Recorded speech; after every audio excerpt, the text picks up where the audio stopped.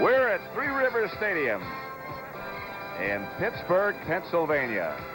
The Three Rivers, the Allegheny, and the Monongahela. They come together to form the Ohio. As you look now at downtown Pittsburgh, the Golden Triangle, and it's the site today of the Dallas Cowboys against the Pittsburgh Steelers. And a game that means so very much to both these football teams. I'm Pat Summerall with Tom Brookshire. What else do you have to say? This is a rematch of Super Bowl number 10. And if either guy or anybody on the team didn't get taped up, it's their own fault. Both teams are very physical, Patrick, but the Steelers have had 21 fumbles and 17 interceptions, and that's a minus 13 takeaway type factor, and Dallas eats you up. You play that kind of football on a day like today. This is the first time they've met since that Super Bowl of 2 years ago. They played in preseason, and Dallas shut out the Steelers 30-0. And it might have been preseason, but don't think that's not a memory. And one of Bradshaw's greatest games was in the Super Bowl, and Lynn Swann was the MVP, and Lynn Swann is the Lynn Swann of 2 years ago. He's dynamite. So health is not really a factor. Both teams are in pretty good shape. There are some injuries we'll tell you about in just a minute. But Efren Herrera has got the ball teed up at the 35. Obviously, Pittsburgh has won the toss. And Jim Smith is number 86. The rookie from Michigan, and back with him is number 85, Ernie Pugh. Alvin Maxson also back there for the Steelers, and that's Efren Herrera. I'll tell you, he's a factor. He's hit 17 of 23 field goals, his last 6 in a row. And Pittsburgh, around here, they don't even let Dorella kick field goals. He hadn't kicked one in 4 games or tried one. Hasn't even tried one in 4 games, which is I don't know who keeps those records, but that's got to be one of the most amazing stats of all time. And here's Herrera. In the direction of Jim Smith from Michigan. At the 10, he takes it. And Smith has got some room on the outside and gets to the outside to about the 34 before he is stopped by one of those guys who always seems to be there. Number 31 for Dallas is Benny Barnes. The Steelers on offense and the Cowboys break on defense. That's the Pittsburgh backfield. Bradshaw's playing his 6th game with a fractured left wrist, and he's got a pretty good cast on it. But he's throwing the ball well, and all the interceptions to these receivers are not Bradshaw's fault, obviously. The Pittsburgh offensive line, Cole Davis, Webster Quack, and Larry Brown. They used to be a tight end. On first down now, Steelers have the ball at their own 33, and Bradshaw gives to Harris, and Franco slants outside the 35. Stopped by Jethro Pugh, but Franco Harris picked up about 4. Picked up where he left off. I can't remember when he hasn't had 1,000 yards rushing. This year, if Franco stays at, what, a 63-yard average, he'll break 1,000 yards for the 6th straight year, which is an incredible mark. Not too many folks have done that. He is 4th in the AFC in rushing at this point. He got 4, and is 2nd and 6, and they're looking at a Dallas 4-3. We'll set the defense for you in just a second. This is Rocky Blyer. D.D. Lewis and Bob Brunig. 2 of the Cowboy linebackers converge on him. This is the building that Art Rooney built here in Pittsburgh. And that defense, by the way, is Ed Jones, Jethro Pugh, Randy White, and Harvey Martin. Martin with 16 sacks, by the way. He's the right defensive end against Cobb, the big left tackle. That should be quite a battle on the line. Always has been. Rocky Blyer lost a yard. 3rd and 7 make it, and Bradshaw's first pass perhaps coming up right here. And the Cowboys remember number 88, Lynn Swann. This is not a pass. This, of course, is Franco Harris, and it's not a first down. Charlie Waters made the tackle. Darn, Franco hits the hole fast. I don't know why we're so impressed with that fact, but at 225 pounds and 6'3", he really hits the hole quicker than most big men. Maybe Jimmy Brown's the only other one I can think at that size that hits it any faster. Number 77 for the Cowboys was Bill Gregory, who had come in on that 3rd down situation, and Bobby Walden, number 39, is the Pittsburgh kicker, and he's been there almost as long as Art Rooney. He's kicked 953 punts in this league. Butch Johnson deep in single safety for the Cowboys, and here is Walden's punt.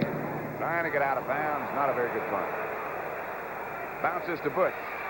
Butch gets away from one, gets out to about the 27-yard line before he's stopped by number 66, Ted Peterson. And already some boos. And I'm assuming that's for Bobby Walden, the punter. The kickers these days have a right to be paranoid. Everybody is really analyzing them. Here's the offensive backfield. Roger Staubach having one of his greatest years, really, and he keeps adding those on. Dorsett in his first start. There are the receivers. Don't forget Billy Joe Dupree, the tight end. He's caught 3 TDs the last 3 games. And that's the offensive line. Neely, Lawless, Fitzgerald, Rafferty, and Donovan.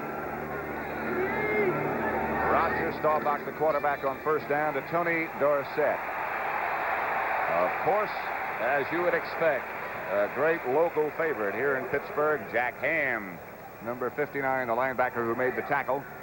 That Roger Staubach. Defensively, facing Roger in this offense, Steve Furness is now at left defensive end because Greenwood still has the knee problem.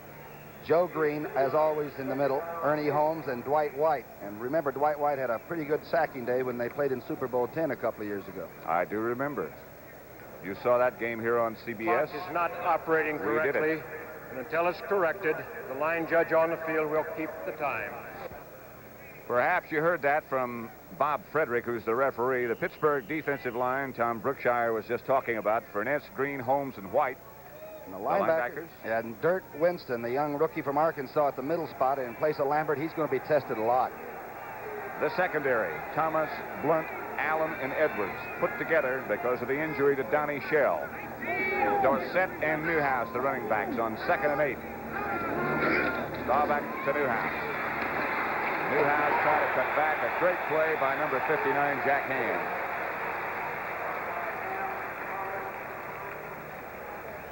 Got a pretty good block on Furness at the defensive end, but the linebackers really covered for it. And Jack Ham is that too small size linebacker. I guess if he came out right now, you might not draft him. But he comes from Penn State, which must mean something. Watch the good block on Furness. He goes down. Watch Ham play off the block. Just gets enough to make the tackle, doesn't he? Preston Pearson and Dorsett are the running backs for Dallas now, or the receivers for Dallas, if you'll make it, as the Cowboys go shotgun for the first time. Outside, Preston Pearson, and plenty enough for a Dallas first down, chased out of bounds by Lauren Taves, number 51. He does make it look easy. Now, don't ask me where Preston comes from. He's like the masked man that just comes riding through town. Watch him. He never looks like he's in a hurry. It's a straight drag-out pattern, which is an easy one for Roger to read. They handle, by the way, a Joe Green stunt coming up the middle in extremely good shape. Roger had a lot of time. And, of course, Preston Pearson at one time played with the Steelers. He was picked up as one of the great acquisitions of all time, I suppose, in pro football by the Dallas Cowboys. They got him for $100. He's paid him back. Here is Newhouse breaking a couple of tackles and making what looked like nothing into about a 5-yard gain before he was stopped by Taves and Blunt. Newhouse is so darn short, I don't believe Dwight White realized he had the ball carrier trapped. I think he came out of an armpit to make that. He's averaging 4 yards a shot. His numbers on his jersey are so long they go down in his pants, or he's so short, whatever the case might be. And, Pat, it's this shifting that the Dallas offense has always done up and down that might give the young middle linebacker a little bit of a recognition problem. So it is a 2nd down situation for the Cowboys as Newhouse shifts behind Staubach. 11 yards to go for that first down, and the draw play is Dorsett. He did not get back to the line of scrimmage, and a flag is down as well. The old holding call, and it didn't fool Pittsburgh. Ernie Holmes really made a good play that time. Very strong inside. Oh, offsides, Pittsburgh. The referee, as I mentioned a minute ago, is Bob Frederick, and he's the guy whose voice you'll hear in just a minute as he notifies us who committed the foul. The umpire is Lou Palazzi. I hope he doesn't call Joe Green's number out. He's mad about those guys in striped shirts. Here comes Bob Frederick. Defense, right tackle offside, 2nd down. No number, just the right tackle. I'm not so sure it shouldn't be that way anyway. I don't like to identify the guys when they make a legitimate mistake trying to get a jump on the ball. I think we might do these players an injustice by knocking out their number. I know who the right tackle is. Detroit defeated Tampa Bay 16-7. The Buccaneers now 24 losses in a row. And welcome to our broadcast here at Three Rivers Stadium in Pittsburgh, where the score is 0-0. Pat Summerall with Tom Brookshire. Dorsett squirts through for a first down for the Dallas Cowboys. And that's where he is so valuable. Jim Allen made the tackle. I'll tell you, for a guy you think runs outside, he doesn't run that well outside. He runs inside, and he's tough and he's strong on the legs. He does all his moving inside the shoes. Very little extra work is needed. You know, that's a great misconception, I think, that many fans have, that a guy, just because he's fast and just because he's quick doesn't mean that he necessarily runs outside well. Philadelphia 16, St. Louis 14. That's his third quarter score. We'll keep you posted. First down, Dallas. The ball at the Pittsburgh 41. Staubach drops. Can't throw. Ernie Holmes and the rest of the Steel Curtain converge on Roger Staubach. All right, that's the 21st sack. Now watch Joe Green, number 75. He actually goes beyond the line of getting Roger Staubach. Now watching Rafferty, the young guard, is holding and everything. Joe Green is the one that forces Roger back up inside, and there's the locomotive. Another view of that. Watch this now. Watch number 75 take the young guard, who weighs about 252, and just shove him right on back through the pile. Hell of a player, I'll tell you that. On second down now, and 17 yards to go. Staubach gives to Dorsett, and Tony picks up about 10. Tony Dungy made the tackle on Dorsett. He got back past the original line of scrimmage. It'll be 3rd and 9. Remember, they're doing this without Jack Lambert, and he's the holler guy that makes sure everybody's up on every play, and right now Joe Green's having to assume that. The guy in the middle who's taken Lambert's place is number 53, the rookie from Arkansas, Dirt Winston. And he likes the nickname Dirt Winston, too. Here he comes over to the sideline as you look at the Rivers outside this stadium. A super location in the first quarter. You're looking at the NFL on CBS. 0-0 between the Cowboys and the Pittsburgh Steelers. A rematch of the Super Bowl of 2 years ago in Miami when the Steelers won.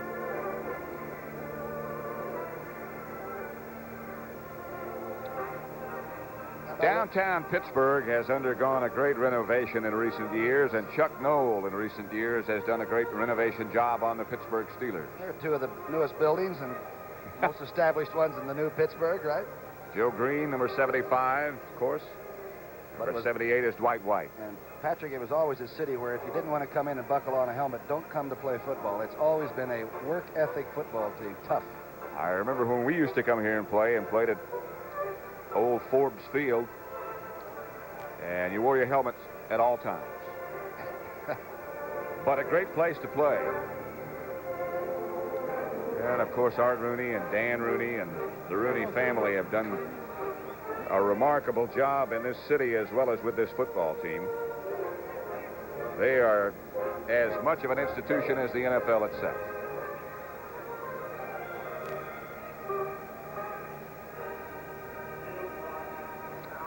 Third, and we'll make it 8 for the Dallas Cowboys first quarter. And for you stat freaks, Tony Dorsett in 3 carries has 20 yards. It looks like he might be on the motorbike today. Tony Dorsett and Preston Pearson both in the backfield now as Roger Staubach goes back in that familiar shotgun formation for Dallas. Dorsett stays in the block. Staubach throws to the outside, intended for Golden Richards.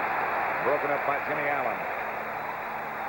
Number 45, normally a cornerback, now playing safety. Watch him work. Boy, he has good speed. He has 4.4 speed for the 40, and watch the recovery he makes. Roger does not throw this ball extremely well. He sort of had to throw it over Furness's rush, and the ball was a little bit end over end. You could almost read Rozell's name on the side of it. That, of course, the commissioner who signs every football. Danny White is number 11 with his back to you now on 4th and 8. The Cowboys have to punt. White standing at his own 45. They try to block it, they don't get it. White trying to go out of bounds. Jim Smith back there. And White did a pretty good job. They're coming out outside the 10 to mark it down at the 13-yard line where the Steelers will take over. This telecast is presented by authority of the National Football League. It's intended for the private use of our audience. Any rebroadcast or other use of this telecast without the express written consent of the Pittsburgh Steelers and the National Football League is prohibited. Good pass rush by Pittsburgh. Got the ball back for the offense, right? Once Upon a Brothers Graham, Wednesday at 8 p.m., 7 Central and Mountain Time here on CBS. And right now on CBS, the Steelers go into action against the Cowboy defensive unit. Rocky Blyer Wrapped up, I believe, by Randy White. From behind Bradshaw, look again. All right, Bradshaw may not want to put it up early and have one of the turnovers that have been so darn costly this year. Gets pretty good blocking inside, but White comes over the top of a good block and gets help from Harvey Martin and company. And look at Waters up on the line of scrimmage. There he is, number 41. He cannot stay there on every play. He's got to do some guessing. For 75 on Dallas defense is Jethro Pugh. 2-yard pickup, 2nd and 8 for Bradshaw. Franco Harris and Rocky Blyer, the running backs. Franco outside the 20. Cliff Harris made the tackle. Franco was coming downhill as soon as he took the handoff, and an extremely low, hard-running target. Brunig, of course, has sort of been nicked with injuries, the middle linebacker playing for Dallas. And remember, the Cleveland secondary tried to come up and support the defensive run, and Bradshaw threw Cleveland silly. Those 49ers have won 4 in a row, shooting for 5, and they lead the Rams now 3-0. First quarter score on the West Coast. 3rd down here and 2. Bradshaw to Harris. Won't get it. A flag down on the far side of the field, Patrick. It's something on that line of scrimmage. Harvey Martin made the tackle. The reaction of the crowd would tell you and tell us that the violation is against Dallas. And so they're even on offsides, 1-1. Here's Harvey Martin, 16 sacks for a guy that has the beautiful Harvey Martin radio program. That's hard to believe that he could just work a microphone sweet and easy, but he does. Defense, offside, number 41. First down. Charlie Waters is number 41, your safety man offside. Just your average safety man's offsides, right? You don't hear that one too much. So it's a Steeler first down, and Bradshaw being chased by Brunig, and still being chased. Fires up in the air, and it's knocked out of bounds in front of the Steeler bench. Stallworth was there, so was Benny Cunningham. I think you said the magic words. Here's the pass rush. Martin stays outside. They got a stunt going anyway, so he had the outside angle. Bradshaw shouldn't have thrown it. Now watch Cunningham, the big tight end, keep this from being intercepted. Down the field, that is. Watch this now. He's 250 pounds of real meat on the hoof. Now watch this tight end. He'll just go through and destroy the secondary that almost makes the interception. Throw it. Okay, Terry. He collapsed everybody right into the Steeler bench. Cunningham is a brute. 2nd and 10 situation for Bradshaw and the Steelers now. The Cowboys still line up in the irregular 4-3. No extra backs, no extra linebackers. Flag goes down. Blyer gets the carry. Randy White is the first guy to hit him. I wonder if you can overstunt a little bit against this kind of a rushing game with Blyer and Franco both such good inside runners. If you overstunt, you can make your defensive linemen give a lot of their ability up there, that balance system. Maybe that's going to happen. Again, I believe the violation is against Dallas. Yeah, there he goes. Bob Frederick. Defense, offside, number 72. 2nd down. Too Tall Jones is the guy who's offside. He is so big, he's offsides when he comes into the stadium. All he has to do is put his hand down, and he's got a yard on you. 6'9", 265. 2nd and 5. Line of scrimmage is the Pittsburgh 32. No scores yet. Franco Harris. Outside the 35 to perhaps the 36, stopped by Cliff Harris. Good block by Jim Clack, number 50. He turned outside on Harvey Martin, and pretty good hole. Again, if you stunt a lot, watch to the right of your screen. Now watch number 50. Come over and keep Harvey Martin completely turned off the play, and Harvey was not down low enough to protect the inside.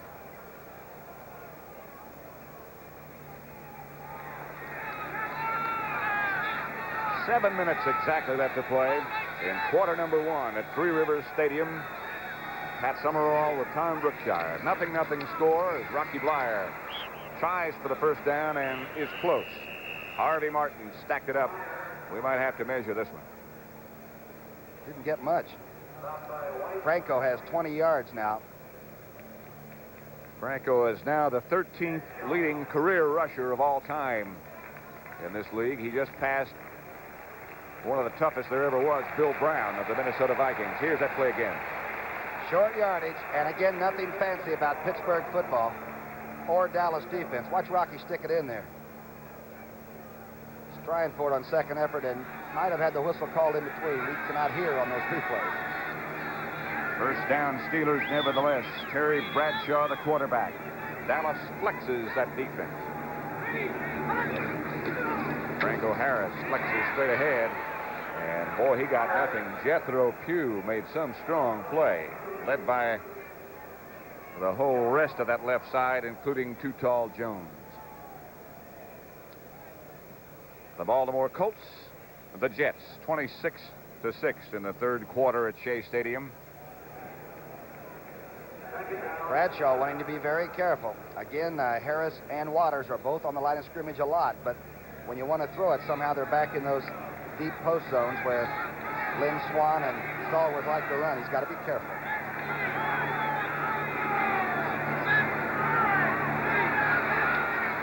Bradshaw drops. Here they come.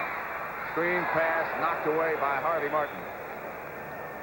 I said they were at Shea Stadium. They are in Baltimore. I'm sorry. I don't know if Harvey realized he could have caught that or not. He swatted it like a big bear trying to get a trout out of that stream. Watch this. It's a quick screen left, and Harvey Martin, they got a safety blitzed. As Randy Hughes, it almost got to him. Look at Harvey just swat it.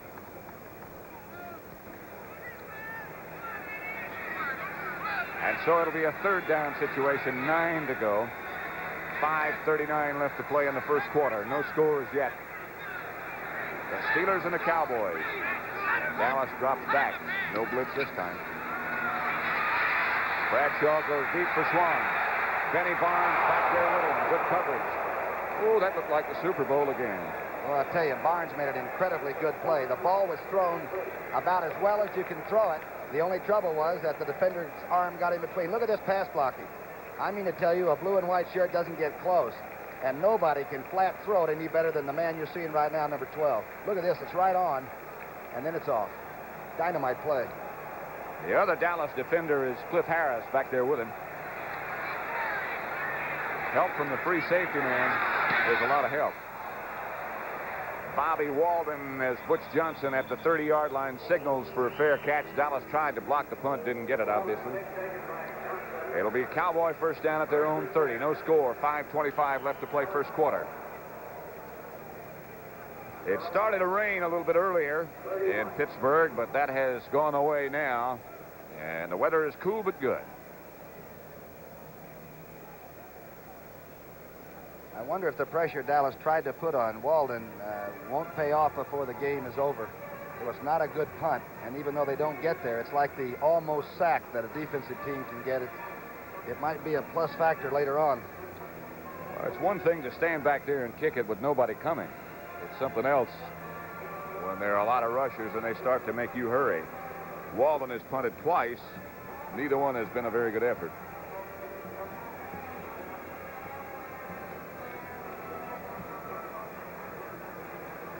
A 33-yarder and a 31-yarder. And the field position for Landry's Cowboys has been not the greatest, but not shabby either. Talk about favorites. That guy walking in front of Landry just a minute ago is a great favorite and should be here in Pittsburgh. That was Ernie Stotner.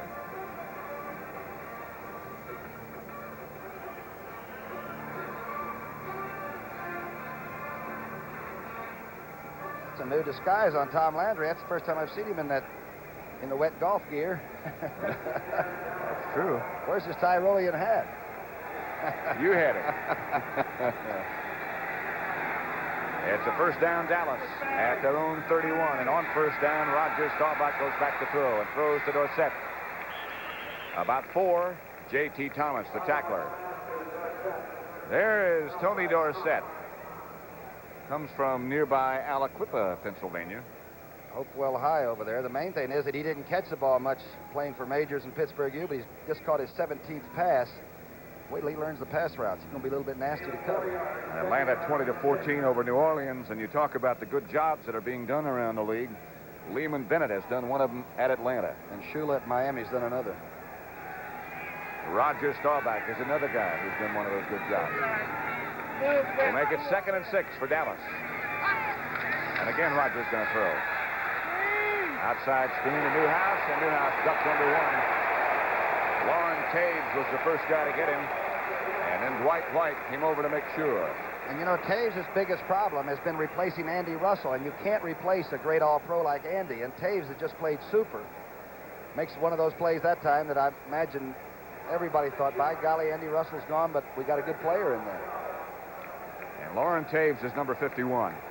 Look at that group. Ernie Holmes, Dwight White, Joe Green, Steve Furness. Dorsett and Pearson both in the same backfield. It's 3rd and 12 now. Draw back. Lined up shotgun. Has to go down. Joe Green. Dwight White. Steve Furness. Ernie Holmes. I believe it was Furness coming to the inside on the stunt that breaks through. Watch the right part of your screen and see what number flashes. There's Fitzgerald getting back. Rafferty's having some trouble with Green, and here comes 64 down the slot. And by the way, it was a very shallow shotgun. I don't believe Roger was more than 4.5 or 5 yards behind the center, Fitzgerald. So Danny White goes back at punt formation. That is Jim Smith. And he hasn't fair caught a punt all year here in Pittsburgh. The speedy rookie who watched his alumni defeat Ohio State yesterday. A snap on a bounce, but White fields it nevertheless. And Smith, at his own 39, speeds to the sideline. Out of bounds he goes in front of the Dallas bench.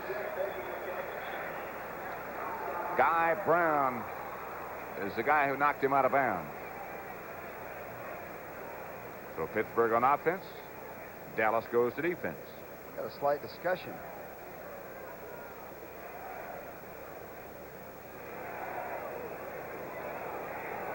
Indication is holding against the Steelers.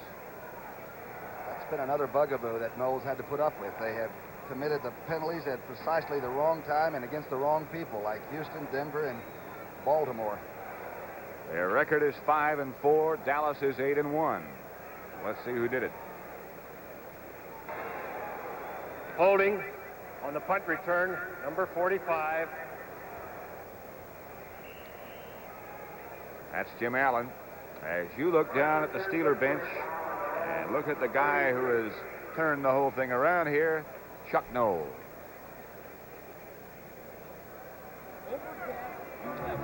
Chuck Knowles' first year here was dismal, to say the best. 1-13, if I recall, wasn't it? Then he turned it around, and they've happened to made a couple of Super Bowl trips and not done badly, I'll tell you. They have defeated Dallas, and they have defeated Minnesota. Minnesota, they did in convincingly. Dallas was a great football game. Not much finesse, just a lot of good football. Joe Green, number 75, who goes about 270 or 275 to go with his number. A first-round draft choice of years ago who has turned out to be one of the magnificent ones. He said last week after the narrow win over Cleveland that it's not time to talk, it's time to just execute and play football again. It looks like they're doing it so far, huh? It is 0-0 in Pittsburgh at Three Rivers Stadium with 3 minutes and 12 seconds left to play in the first quarter.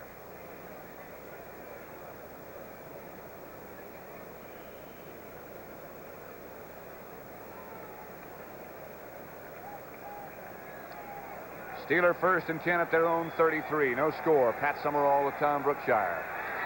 In Pittsburgh, the Cowboys and the Steelers. Again, the flex from Dallas.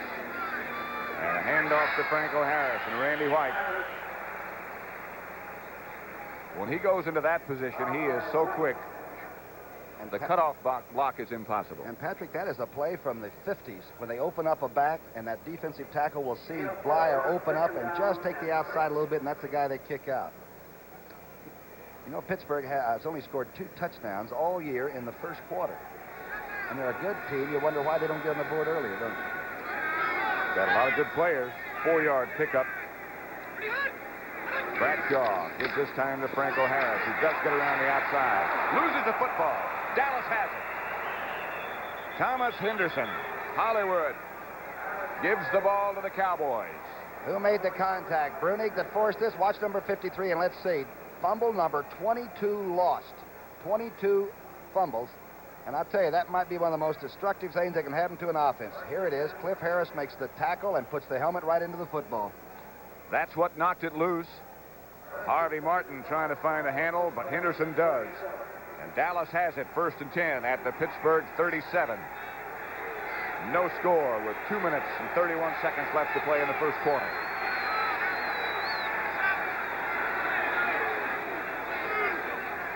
Dorsett goes behind Newhouse. The fake is to Dorsett. The throw is by Staubach. It's Billy Joe Dupree wide open. Dallas first down inside the 25. Jack Ham got him out of bounds. Good read by Roger Staubach. A lot of people have always said he's not the best reading quarterback. He wanted Drew Pearson coming across. He went to his secondary receiver, who was really wide open. There was a discussion, as Bob Frederick indicated just a second ago, that the Steelers were offsides. And, of course, Dallas will decline. I hope they decline to give us the number, because I don't want to repeat it. Defense, number 64 offside, refused. First down. Here's the play from the end zone. Watch Roger now come back with the flow of the eye going this way. Now they cut off and make sure that Dorsett doesn't. He looks for Drew Pearson and now quickly back to the right side, and everybody's looked off. Dupree's wide open. It's a first down, Dallas at the Steeler 24.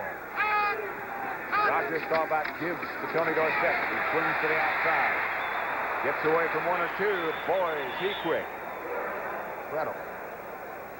He had no chance. Furness had him cut off before he ever took the handoff, and he did a little dip. He must have legs that are as long as Wilt Chamberlain's. I've never seen such a stride when Dorsett gets it underway. Ernie Holmes finally made the tackle, but Dorsett turned disaster into a 6-yard gain. 2nd and 4. 1:50 left to play in the first quarter. No scores yet. Roger Staubach calls him.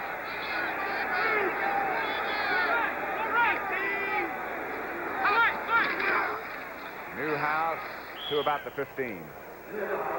Furness, the first guy to hit him. Number 64. And Pat, remember, Lambert is averaging 10 solo, unassisted tackles a game at the middle linebacking spot. The wild man, the big guy that's a turn-on fella. He's got the bad stretch ligaments of the knee, and he's missing his 3rd game. And that time I watched Dirk Winston, and Winston plugged it off in good shape.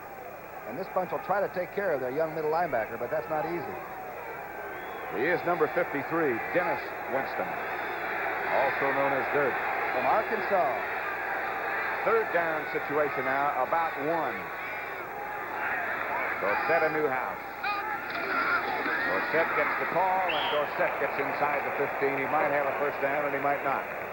Safety man Jim Allen made the first contact, number 45. We're about 3 tackles shoulder to shoulder on that one. Dorsett didn't get much movement. If it's 4th, it looks like the Cowboys might go. Remember, Efren Herrera has 6 straight field goals. Here come the sticks. What would you go for? Would you take 3 against this defense, or would you try to break it and get that first touch? I'd take the 3. You're a kicker. So is Herrera. And a good one. You better believe it. Regardless of our opinion, Tom Landry's going to go for the first down. There's a little bit of a debate going on. Now the decision is made. Out goes Butch Johnson. Denver and Kansas City in the 4th quarter tied 7-7. That's sort of a shocker. Preston Pearson is in there with Dorsett. And Newhouse. 3 backs. 4th and 1. Dorsett is a deep one. About a foot. Dorsett hurdles over the top, and I think he got it. And I'll guarantee you his body did not come down on ground. He is on a pyramid of players. Looks like something from a jambalaya somewhere. Watch this, Patrick. His body will never touch the rug out there. up and over out of what used to be called an old short punt formation. That looks like Bourbon Street Super Bowl week. Well done. Steelers are asking Bob Frederick again to measure. He's looking over.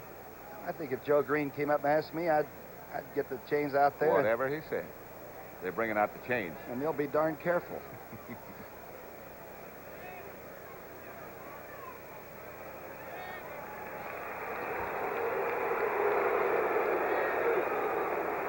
Watch it again.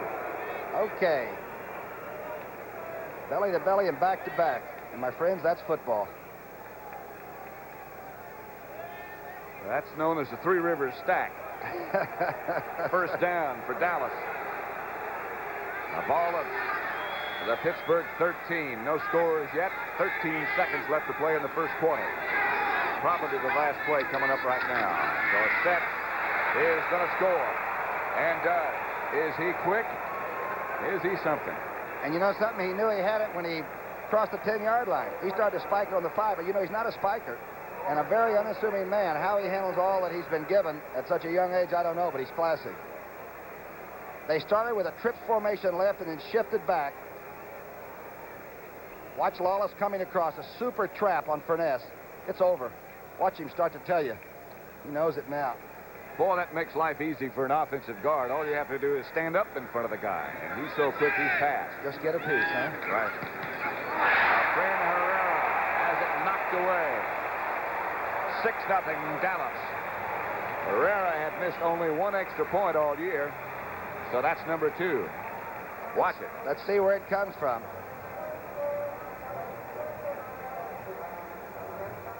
Oh, my gosh, it's from behind. It was Dennis Dirt Winston, the middle linebacker, and he went up over the stack to get the block.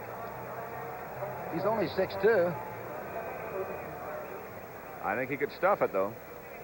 Look at him jump. Watch number 53. Here's the touchdown. Here's the touchdown. Look at this. It's just a weave in, take the good trap block on Furness. Jack Ham couldn't even handle him. And he's tackled all of them. It's the girl lift. The girl lift? Right.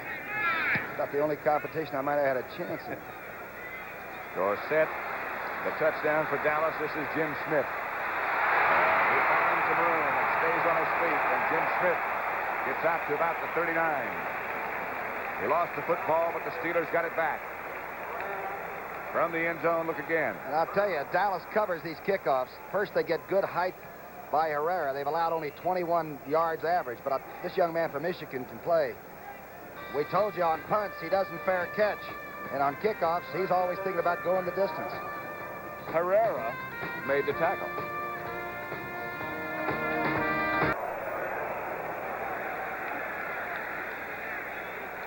A Dallas scoring drive. You saw the stats. Pittsburgh has it 1st and 10. The Cowboys lead 6-0 as Franco Harris breaks into the secondary, and Franco Harris is gone.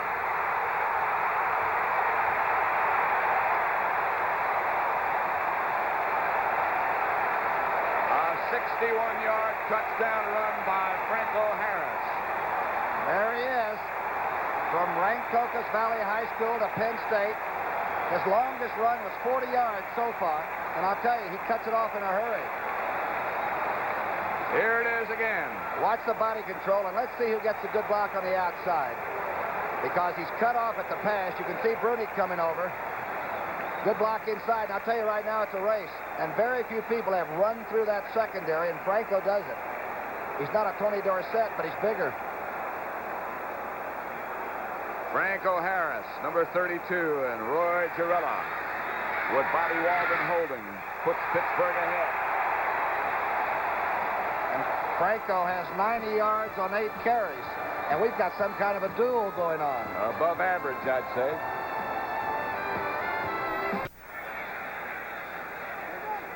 The story of the Pittsburgh score, a heck of a run by Franco Harris. A long drive, huh? One play. Girella kicks off into the end zone to Butch Johnson. And he stays in that end zone. Franco Harris, and watch the block by the center, Webster. Now, Mike Webster's 52 there. He takes Brunig, the linebacker, who's overrun it just a little bit. Blyer's on the outside. D.D. Lewis gets one shot there. Remember, this happens in a hurry. If it's holding, it's too late, baby. The replay is done. So is 61 yards. Done, and done well by Franco Harris and the Pittsburgh Steelers. They lead 7-6 with 14:44 left to play before the half. The longest touchdown run by Franco Harris since 1972. The Steelers up by 1. Here's Dorsett. Dorsett squirms around and gets to a 3. Lauren Taves, number 51, made the tackle. Franco has 26 100-yard days already. And he is, so now he has 27. I hate to make it an obit because he's still alive and very well. There are only 3 other guys who've had more 100-yard days than that. Leroy Kelly, Jim Brown, and O.J. Simpson. O.J. Simpson. So that's classic company. Aaron Kyle was hurt earlier, a head injury, and he is out. We don't know if he'll be back or not. Staubach, Drew Pearson couldn't hold on. And Dennis Winston popped Drew pretty good. Wow. Winston has certainly learned what Jack Lambert learned in a hurry, too. Watch 53 to the right of your screen now. Just follow him. Roger gets a pretty good late rush right there from Holmes. Ball is again thrown sort of heavy. Pearson has to go up and get it. He usually makes the inside catch, and I'll tell you, Winston made sure. And Drew may be hurt. I'll tell you, they're having to stand over him now. You rarely see that. Drew Pearson is some tough wide receiver, but right now he is down, and they're looking at him. 7-6 Steelers. Dallas 3rd and 6 at their own 24. Pittsburgh leads 7-6. Just over 14 minutes left to play before the half. And Drew Pearson walked off under his own scheme, but he was hit. In motion is Preston Pearson. Blitz is on. Staubach fires behind Jay Salvey. Jimmy Allen on the coverage. Glenn Edwards close by. Cowboys will have to punt. And the ball was thrown behind the receiver, and he was well covered at the same time. Roger has his problems right now, and the crowd loves it. They love that steel curtain defense. Sellout crowd at Pittsburgh watching the Cowboys and the Pittsburgh Steelers. Jim Smith, number 86, in that black jersey. And number 11 is Danny White, 4th and 6 for Dallas. Just got it away. Almost blocked by Jack Ham. It's a Cowboys roll and goes down to about the 32, where the Pittsburgh Steelers will take it over. Scott Laidlaw is number 35 for Dallas. Let's go back and see how close this came to being blocked. And Danny White has had 1 punt blocked already this year. So there might be the feeling they could get close. We had a problem. Danny White had a problem. Pittsburgh has the football. And the momentum, too, right now. It has swung. Franco Harris. Touchdown run, put the Steelers ahead. When Roy Girella kicked the extra point. Terry Bradshaw, the quarterback for Pittsburgh. 7-6 to score, and Rocky Bleier gets the call. And Rocky Bleier outside the 40. Mark Washington made the tackle, but Bleier got the good yardage. And they ran straight at Randy White and the Dallas flex defense. Some people didn't think maybe Sam Davis, that left guard, could block Randy White. But I'll tell you one thing, they rooted him out that time. Look at this score from the West Coast. 3-3. 49ers and Rams. And Sutton's warming up in the bullpen, huh? 8-yard pickup by Rocky Bleier on first down. So they got 2 to go for a first.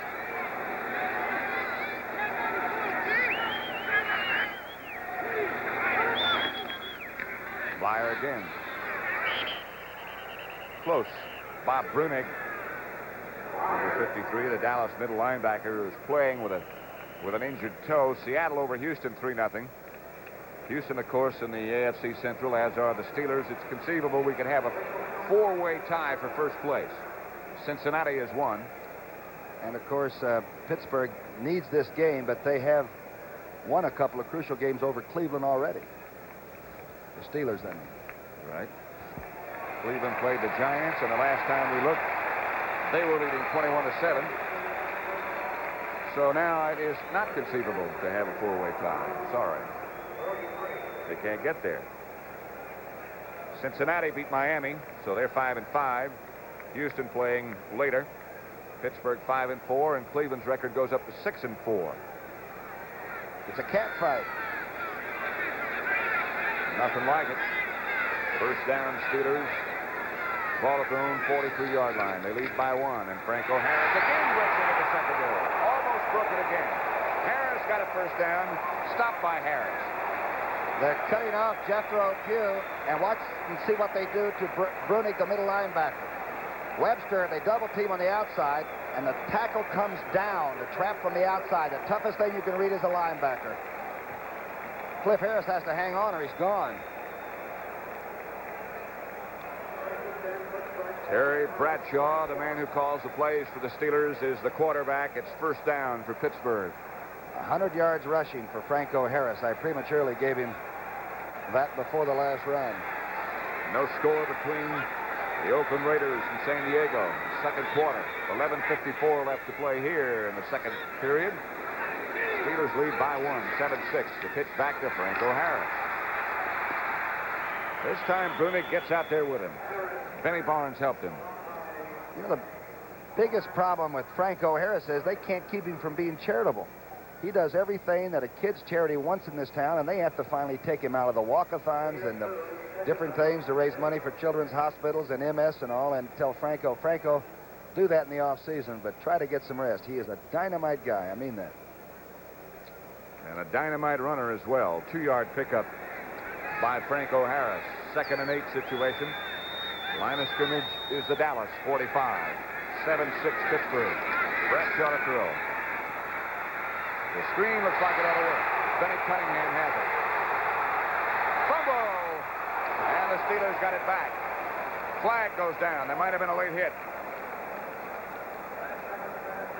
I believe John Stallworth is the guy who made the recovery, number 82. Well, what a great call by Bradshaw. The old screen back or screen away. Whitey Tittle used to run this beautifully. And it's going to be a lineman downfield. It looked like Webster, number 52, the center, might have drifted downfield on the screen. When you're eager to get down and knock somebody for the screenplay, sometimes you hedge a little bit. Let's see.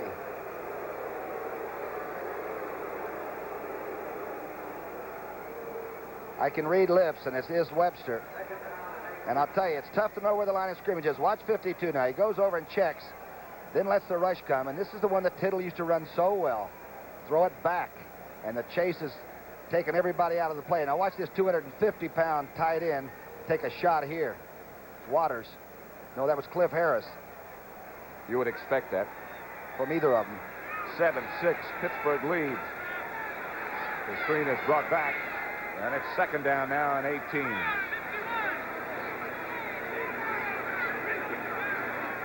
Bradshaw outside Stallworth, went to his knees, and again he goes to his knees as Randy Hughes came over to make the tackle. Helped by Mark Washington.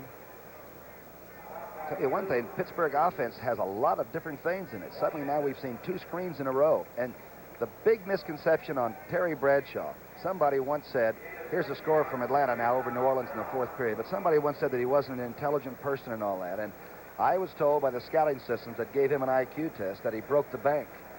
So for those people that have listened to the wrong information, Bradshaw is extremely swift upstairs. Heck of an athlete to go along with that intelligence. In fact, I heard from one head coach that if he hadn't been drafted as a quarterback, he would have been drafted number 1 as a tight end. That's how good an athlete he is. Look out. That's Randy White.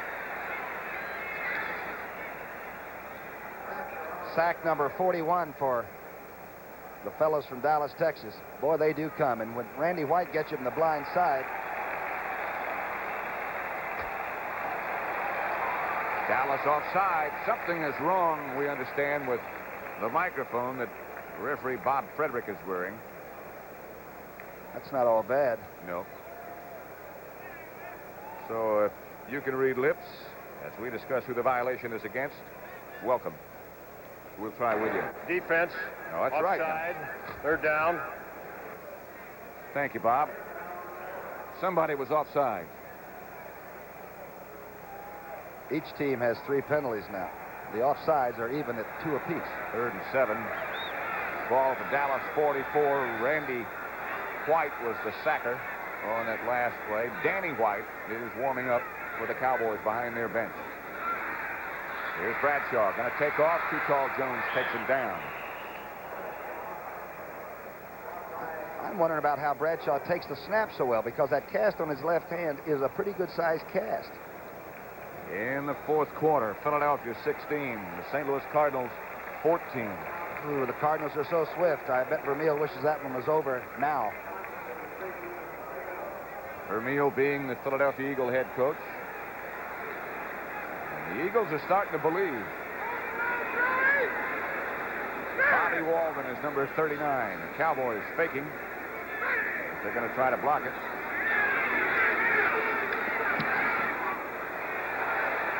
Hanging high to the left side.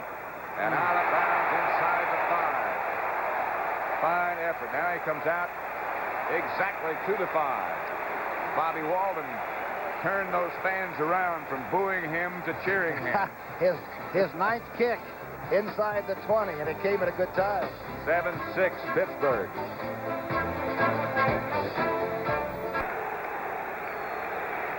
Mentioned a minute ago that Danny White was warming up, but the Dallas quarterback is still Roger Staubach. He is 1 for 4 and has not thrown the ball that well so far. He's been bothered by a bad hand and a bad hip. Robert Newhouse trying to get around to the outside, and does. Newhouse cutting up field. Newhouse still on his feet out to about the 34. Stopped finally by Glenn Edwards. But much more than enough for a first down for Robert Newhouse. As you look at Tom Landry talking to Golden Richards and sending him the play. Here's Newhouse. An 18-yarder was his longest run. That was 29. And he just went over the top. Now, he gets outside of Jack Ham, and you don't see that very often. The main thing is that he's so stumpy, he's got the balance. He won't run out of bounds either. I'll guarantee you he'll stay in the field of play. Give credit to Butch Johnson, number 86, for a good block. That sprung him into the secondary. 1st and 10 as Dallas gets out of the shadow of the goal line. Leads. First down for them. Staubach, Billy Joe Dupree at the 50. Dupree at the 45 inside the Pittsburgh 45. Stopped by Glenn Edwards. Big BJ wide open. How old is that play? We were talking about it before the game, that Jimmy Finks once threw one of these, the LB nickel. It's a pop pass. You fake the inside play and then dump it to the tight end. And a young middle linebacker like Winston is in the wake and chasing. It's another first down for the Cowboys at the Steeler 44. Just over 8 minutes left to play before the half. 1st and 10, Dallas. Dorsett and Newhouse, the running backs behind that guy. Staubach. Accepts the fake. Staubach fires. Caught by Butch Johnson. Another Dallas first down and a heck of a catch. Dennis Winston. Denver now has taken the lead over Kansas City. 14-7, 4th quarter score. Butch Johnson doesn't get to play a lot, but I've seldom seen him when he didn't produce exactly what Landry thought he could do at that moment. He is an extremely fine football player. Today, at least, he and Golden Richards are alternating at the wide receiver spot, bringing in plays from the only head coach Dallas has ever had, Tom Landry. Golden Richards and Drew Pearson come to the left side together in the formation now. Gets back to Dorsett. Flag is down. They played this way for years. Good block by Donovan that time. Got Newhouse to the corner. That funny-looking defense that Pittsburgh uses sometime has Joe Green almost on top of the offensive center. Number 75 offside. First Joe down. Green. Terry Bradshaw looking on. I'll tell you one thing, he takes the bad with the good. He wears extremely well this man. Burton Wallace is number 66. Roger Staubach, of course, is number 12. So it's set in motion. And back to Newhouse. Not much doing there. Lauren Taves is number 51. Number 53 is Dennis Winston. Taves comes up and does exactly what you want the linebacker to do. Make sure it's sealed off inside. Here you can see Lawless trying to get outside. Taves, very strong upper body strength. And all he's trying to do is play as good a right linebacking job as he can. He looks like he's a pretty good football player to me. Baltimore 26, the Jets 12. Fourth quarter score in Baltimore. Second down here. Pittsburgh leads Dallas 7-6. And back to Dorsett. He breaks a couple. Got close to first down yardage. Jack Hand is number 59 who finally made the tackle on TD. He's always full length forward. When the darn play is over, Dorsett's reaching up with the ball, going for more. Like he's about a yard shy of a first down, so it'll be third. And out goes Newhouse, and in comes Preston Pearson to join Dorsett, the running back. And now here comes Newhouse back. Mr. Landry changed his mind. You see the tight formation with sort of the short punt type thing with three backs close, maybe, huh? That's right. Drew Pearson goes out. So it's Dorsett, Preston Pearson, and Newhouse behind Staubach. There's Dorsett, and Roger Staubach is going for Jay Salvin, who's got it. Dallas touchdown. Oh, what a call. Did that come from Ermal Allen upstairs? I don't know. It was a great call. I followed Newhouse to see if he could block. I followed Dorsett and thought, my gosh, he didn't get the first down. And Roger came out throwing. That call from the bench, don't forget that. Fitzgerald and company go to work. Rafferty's got Mean Joe Green off, and everybody's going for Dorsett. I would have. In fact, I did. Look at this throw. He doesn't have to be artistic. Solly's not going to drop it, is he?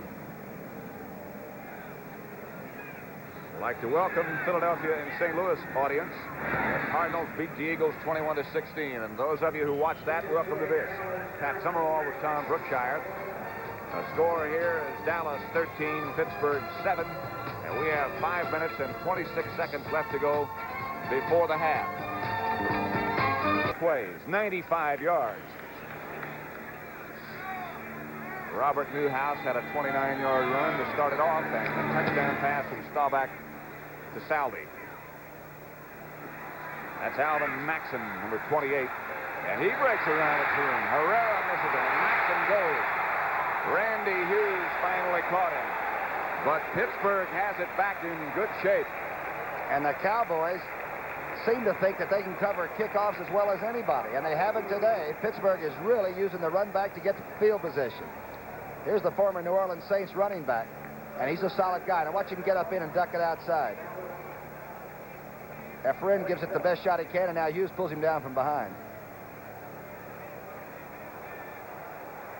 You can't relax against any team, but particularly a good team like Pittsburgh.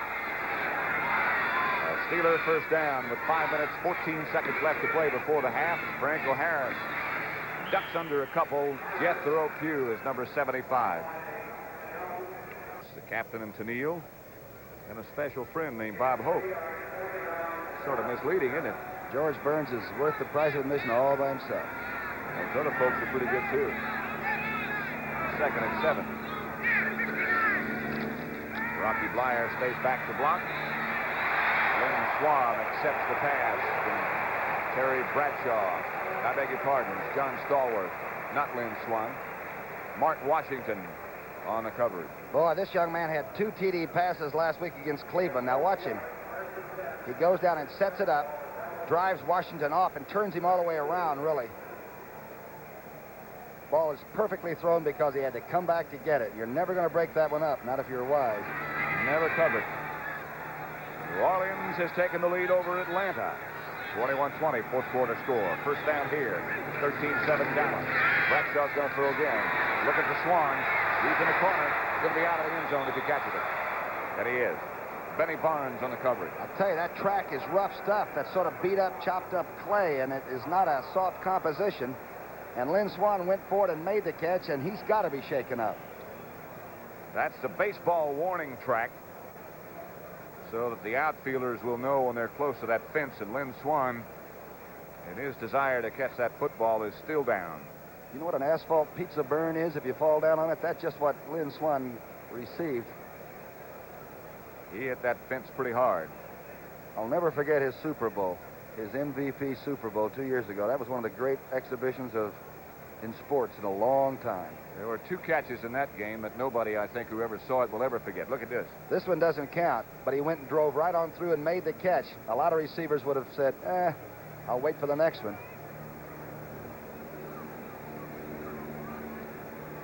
He didn't hit the wall that hard, but he did about a 15-yard skid out of the end zone across that clay track. And he's up now. He only weighs 174 pounds, and you get all of it from Lynn Swann, I'll tell you. Every pound. Here's what happened on the line of scrimmage. Harvey Martin now against Powell. And I'll tell you, that is some kind of a battle going on. Now he's picked up and double to make sure. And they all watch.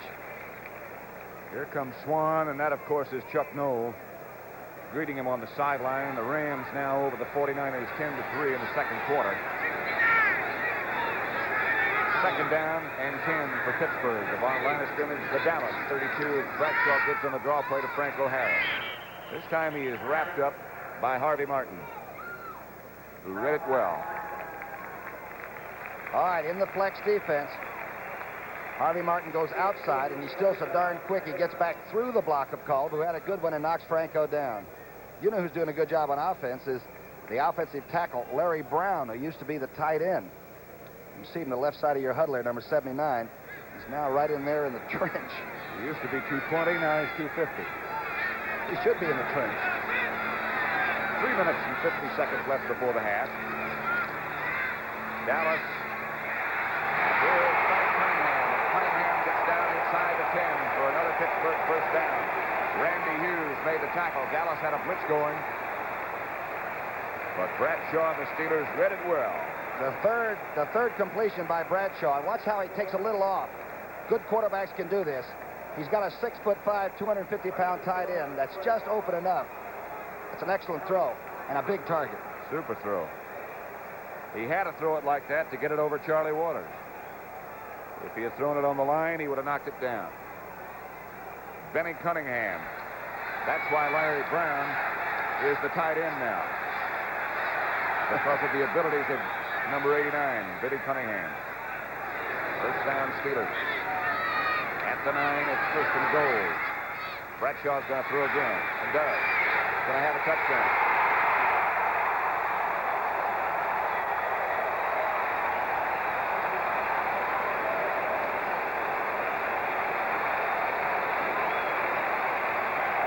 I think that pretty well tells the story, doesn't it? Bradshaw, not only happy, but on target. Look at that cast on his left arm. He's played with this 6th game. Good fake here. Barnes is never in the chase on this one. There's the throw, taken off again. Aha, inside the field of play this time. Lynn Swann. The experts who pick odds in games like this have established Pittsburgh as a 1-point favorite. The score is 14-13. Boy, they're accurate, aren't they? Some people you'd expect to know a lot about football don't know a lot. And some people do know a lot. This is what the game is all about, though. Lynn Swann is back over there right by the liquid containers. He falls into the track, goes into the wall, gets the abrasions, and comes back and gets the TD pass. Those are the ones you appreciate. Terry Bradshaw so far today is 4 out of 8. 1 touchdown pass you just saw him throw to Lynn Swann. Total yards are 48, but Pittsburgh has the lead, 14-13. You know, that Cowboy defense has only been allowed, I think, 36% of the passes to be completed. Bradshaw's doing a job. 33-12, final score. Burt Jones and group continue to roll for Baltimore. That make them 9-1. Yeah, they're looking for big things in January, aren't we all? Sure are. The biggest thing is the Super Bowl, and you'll see that here on CBS. That's Larry Brinson with the football. Brinson stumbles out to about the 25. Kept his balance for about 8 extra yards. Now the pitch of the game has gone up And until they go in at halftime, you're going to see probably some late hitting. You're going to see a lot of extracurricular stuff. Both teams are getting a little bit abrasive right now. New Orleans defeated Atlanta 21-20. And those of you who watched that upset, welcome to this broadcast. Pat Summerall with Tom Brookshire at Three Rivers Stadium in Pittsburgh, where the score here is Pittsburgh 14, Dallas 13. And we have 2 minutes and 40 seconds left to play before the half. Salvi comes in motion. Staubach throws back to Dorsett. Flag goes down as Dorsett breaks into the secondary and picks up about 6.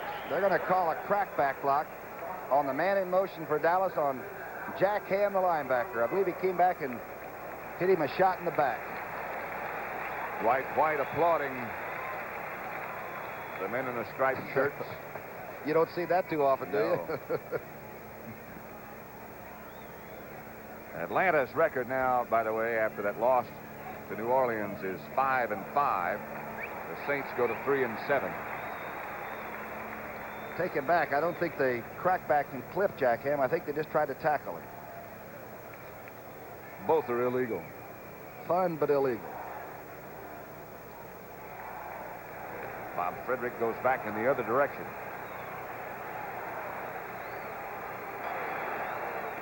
Offensive holding, number 86, first down. Instead of cracking back, put the holding down. Put the clamps on.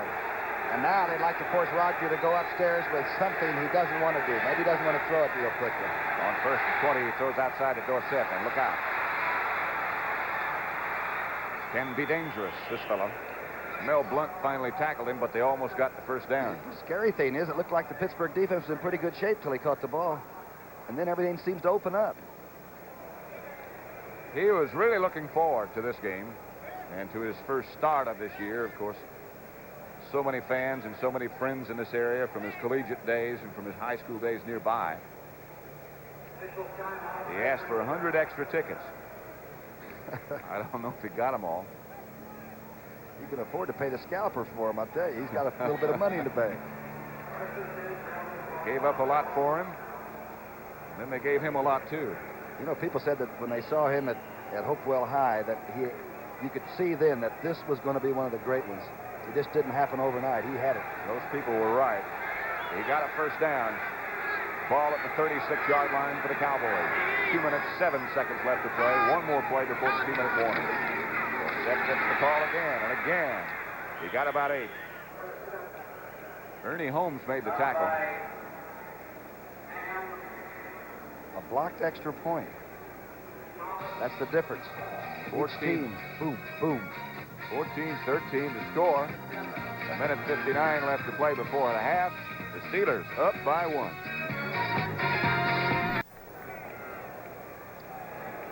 Stay with us at halftime as we'll update all the scores and highlights from around the league. Have a special report on that historic meeting in the Mideast between the Israelis and the Arabs. The score is 14-13. Pittsburgh leads Dallas. 2nd and 3 situation from the shotgun. The protection is good, and Dorsett has it. Oh! And he is popped hard by Winston. The ball went loose, and let's see what they rule. I think the reception will stand, but that was a fumble, and I'll tell you, Winston can move and hit at the end of it. He has destroyed a couple of Cowboy receivers already. Dorsett now is checking to see who it was that ran over him. It was 5-3. You could see Dorsett aware very much of the fact that dirt was coming, and he tried to duck under and just barely did not. 3rd down shotgun situation. Outside, Preston Pearson got the first down and more. Out of bounds at the 45 in Pittsburgh territory. Dwight White made the tackle. He's a hometown boy coming back, too. Not only did he play with the Steelers, but he lives around here. He might have a couple of 100 tickets. Preston Pearson and Tony Dorsett have been battling all year for the starting position at halfback in that Cowboy offensive unit. And until today, it had been Pearson. Today, Dorsett. Tom Landry has Butch Johnson, Roger Staubach, Golden Richards gathered around. The Chicago Bears against the Detroit Lions on Thanksgiving Day, 12 o'clock noon Eastern Time here on CBS. We'll be there. Turkey in Detroit. what kind of turkey do you prefer? I'll bring a bird with me. Okay. Can I answer later? Roger is 10 for 13 for 113 yards and the surprise TD to Saldi on Walter Payton, of course, you'll see in that game at the Silver Dome in Detroit or Pontiac. Walter Payton, in case you might not know, carried the ball 40 times today for the Chicago Bears as they beat Minnesota and picked up 275 yards. I haven't had a chance to see him work. That's going to be an experience.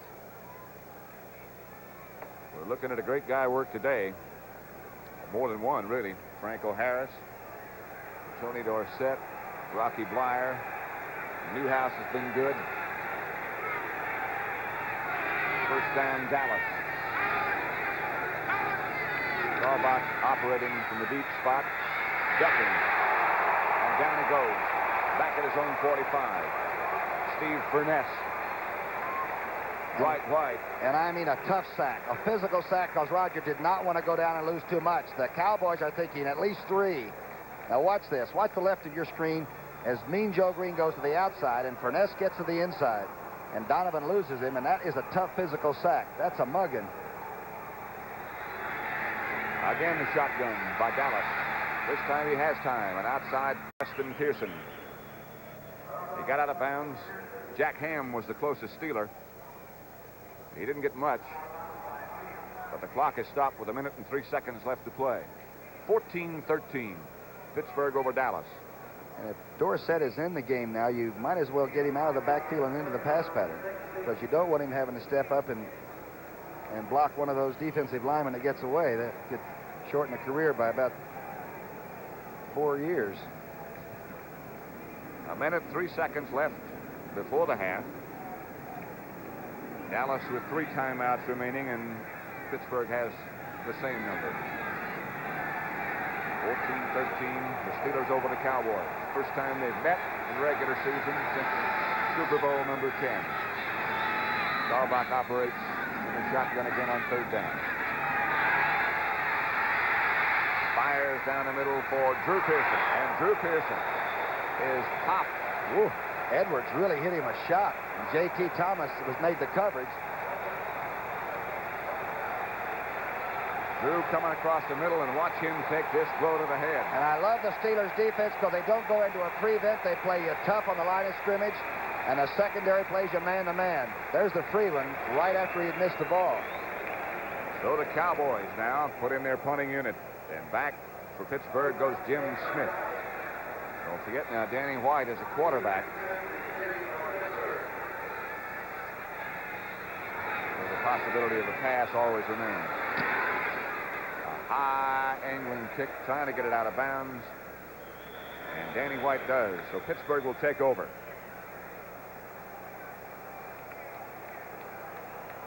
'16-yard line. Staubach's had one of his greatest days, and yet this team trails by a point. He's 11 for 15 for 118 and a touchdown, and they're shy of 1. That blocked extra point by Dennis Winston makes the score 14-13 as Roy Girella has hit both of his. That's Bill Gregory. Good pass rusher. That's why he's there. That's what Dallas is figuring right now, that the Steelers will try to throw. You draw to Franco Harris. It's a tough play now. Just give it to Franco Harris. It's a tough play. Harvey Martin, Bill Gregory.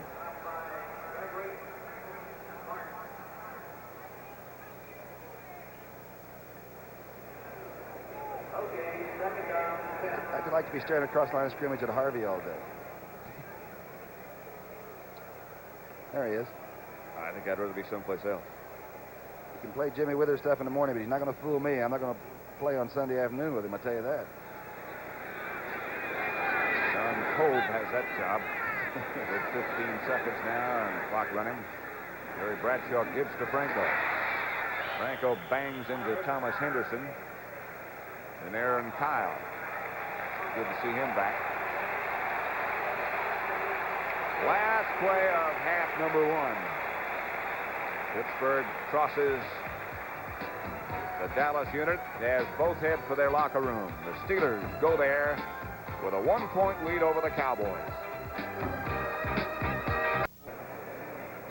The preceding announcement was brought to you as a public service by the National Football League.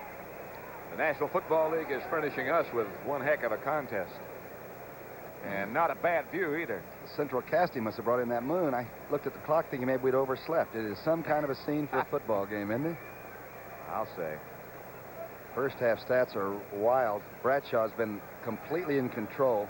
But look at the rushing yardage, thanks to Franco's 61-yarder, 127 yards for Pittsburgh, and Dallas only gives up the average of about 114 over 4 quarters. He's been careful. The only turnover was the one fumble by Franco Harris, and obviously he atoned for that. But that's been the big bugaboo with Pittsburgh. Just don't give it away. They play tough. Roger Staubach, 11 out of 15. Bradshaw, 4 out of 8.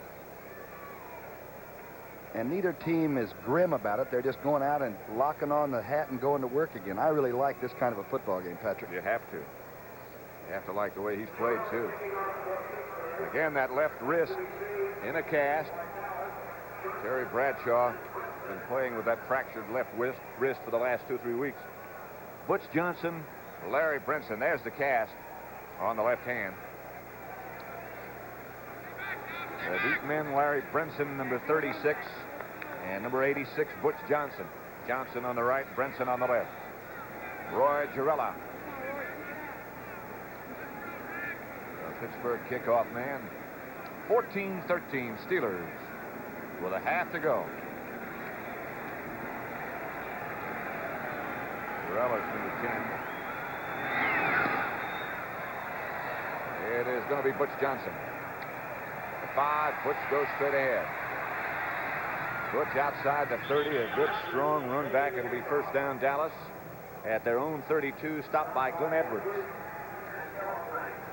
Mrs. Bradshaw has stopped by the booth. Perhaps you know her by another name, JoJo Starbuck. Ice-capades. She's really happy about her husband's work today, too, you know. Like all lovely ladies, they like to see their men do well. I know he's happy she belongs to him. Better believe it. He said he was intelligent, didn't he? First and 10, Dallas. Jay Salvi sets up on the left side. Pitch is back to Tony Dorsett.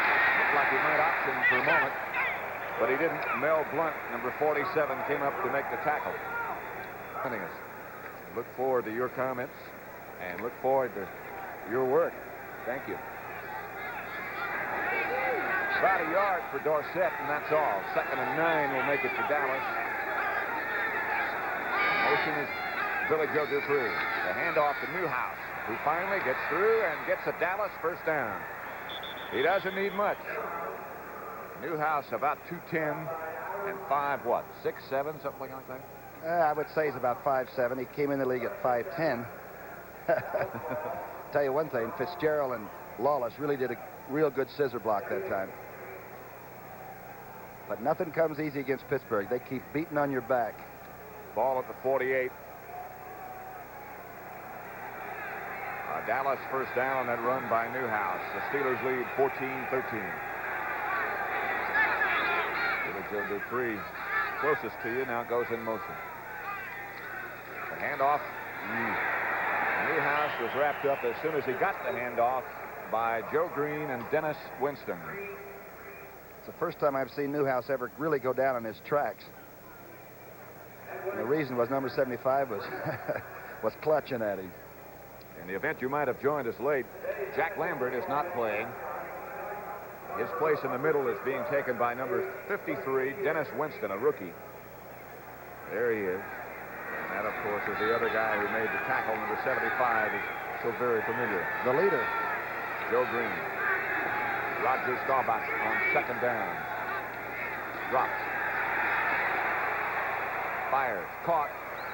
Billy Joe Dupree with the sure hands made the catch. Glenn Edwards made the tackle. And it's going to be close enough for them to measure. I'm telling you, it took a good set of hands. This ball is thrown low, and Dupree has to come back for it, and Edwards is really right on his numbers. Look at this catch. That's how close the game is. Every play could be this way or that way. A blocked extra point is the difference right now. Winston blocked Efren Herrera's try after the first touchdown, and it made it 6-0 Dallas. Franco Harris came sprinting back. First and 10, Dallas at the Pittsburgh 42. Franco Harris went 61 yards on his touchdown run. Dallas scored again on a pass from Staubach to Jay Salby and the Steelers. Then roared right back and scored on a touchdown pass from Bradshaw to Lynn Swan. 14-13. I tell you, Neely's been doing a good job on White. I'll tell you that. We haven't seen a lot of him yet. Dorsett dropped it. I believe Dallas recovered. Dorsett was looking upfield before he had it. He recovered it. It's a good idea, but it's hard to take care of the ball. Rams in control out there in the third period now. It looks like their defense is playing the way the Ram defenses usually play, huh? 17-3, they lead the 49ers. The Niners had won 4 in a row to improve their record to 4-5. The Rams went into it 6-3. We got a crossing pattern, maybe. Newhouse shifts. Second down. About 12. Ball high in the air, and nobody can get to it.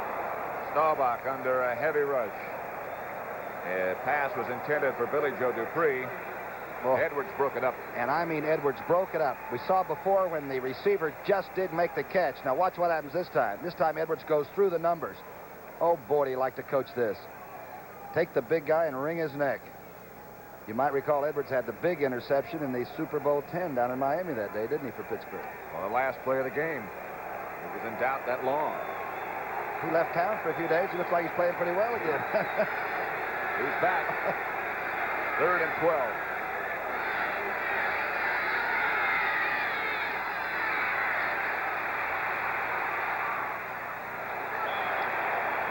Intended for somebody, but I'm not sure. I think it was Preston Pearson that was checking out. And it looked to me like Roger really tried to aim that one that time. He didn't cut it loose. That was Drew you saw, but it's Preston Pearson that's just running about a 10-yard stop and turn out right here. Intended receiver nowhere to be found.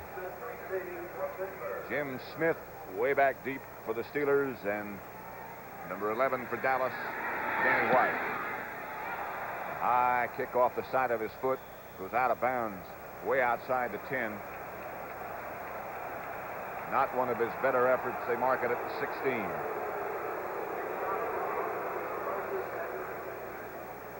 So Pittsburgh's offensive unit gets its first crack in the second half.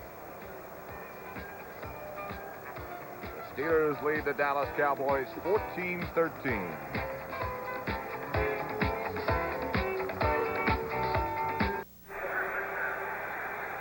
11 minutes, 18 seconds left to play third quarter. 1st and 10, Pittsburgh. Ball at their own 16.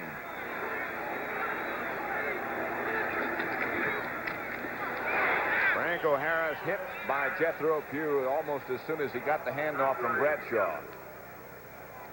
D.D. Lewis helped him out. Looking right by Jack Ham there. Look at the Penn Stater watching the game just like he's got an ice cream cone or something. These are final scores. The Bears behind Walter Payton's 275 yards rushing beat Minnesota 10-7. Detroit 16-7 over Tampa Bay. It's 24 in a row for them, Tampa Bay. Cleveland 21-7. Cincinnati upset Miami 23-17. Bradshaw drops the throw. Good time. Swan.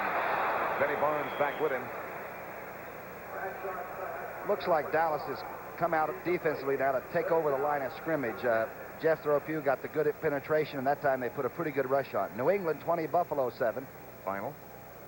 That also a final. New Orleans beat Atlanta 21-20. Boy, that's the most points the Falcons have given up in the century. St. Louis came back to defeat Philadelphia 21-16. The Eagles had led that game for a long time. Denver finally beat Kansas City 14-7. And Baltimore continues to roll 33-12 over the New York Jets. 3rd down now and 10 for Pittsburgh, still back at their own 16-yard line. Franco Harris and Rocky Bleier. Backs behind Bradshaw. Draw play, Bleier. Harvey Martin from behind. And we'll look at Bobby Walden. Come on, number 39. Randy Grossman, the backup tight end for Pittsburgh. With the great hands, but can't get in the game to get his hands on it these days. He's a very fine receiver. Plays behind Benny Cunningham. Scored a touchdown in the Super Bowl 2 years ago against Dallas. And here is Bobby Walden with Butch Johnson standing back at the 40. Are they coming? They're coming. They are. Didn't hit him. Butch goes over and tries to breathe, but it bounces away from him, and what a kick it turns out to be for Bobby Walden. All the way down to the 15-yard line. It hit the artificial turf, and away it went. A 65-yard punt, and Waters almost blocked it. He just turned off the foot at the last moment. That, of course, the disadvantage of having only one safety man back there. He can't cover the whole field.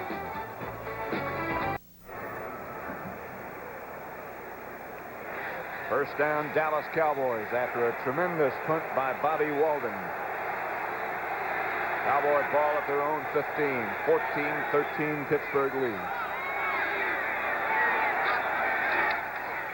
Hand off Dorsett. 3 or 4.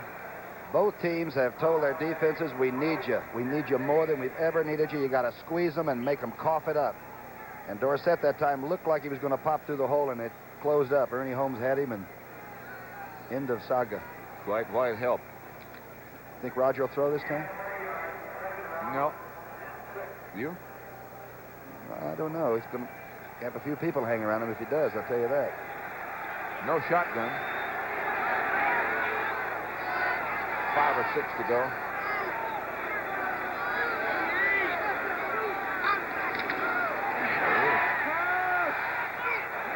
Drew Pearson broke it to the outside where he was covered by Mel Blunt. Roger thought he might be going deep. He didn't. And so it fell harmlessly. Blunt might be one of the great cornerbacks to ever play this game. Hey, San Diego up over Oakland. Stabler was hurt and is back in the game, though, now. 9-7, that score. That on the West Coast and running about the same time as this. There's Mel Blunt, who had some contract difficulties, did not play at all during training camp periods. He missed 59 days of training camp. That's not too bad.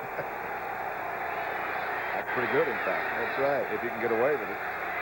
Dorsett and Pearson are the two backs in the backfield now as Roger Staubach goes into the shotgun. He throws. It's intended for Preston Pearson. And Blunt and Taves were all over him. Danny White will be back again to punt for Dallas. And the defense gets the standing ovation from the sellout crowd at Three Rivers.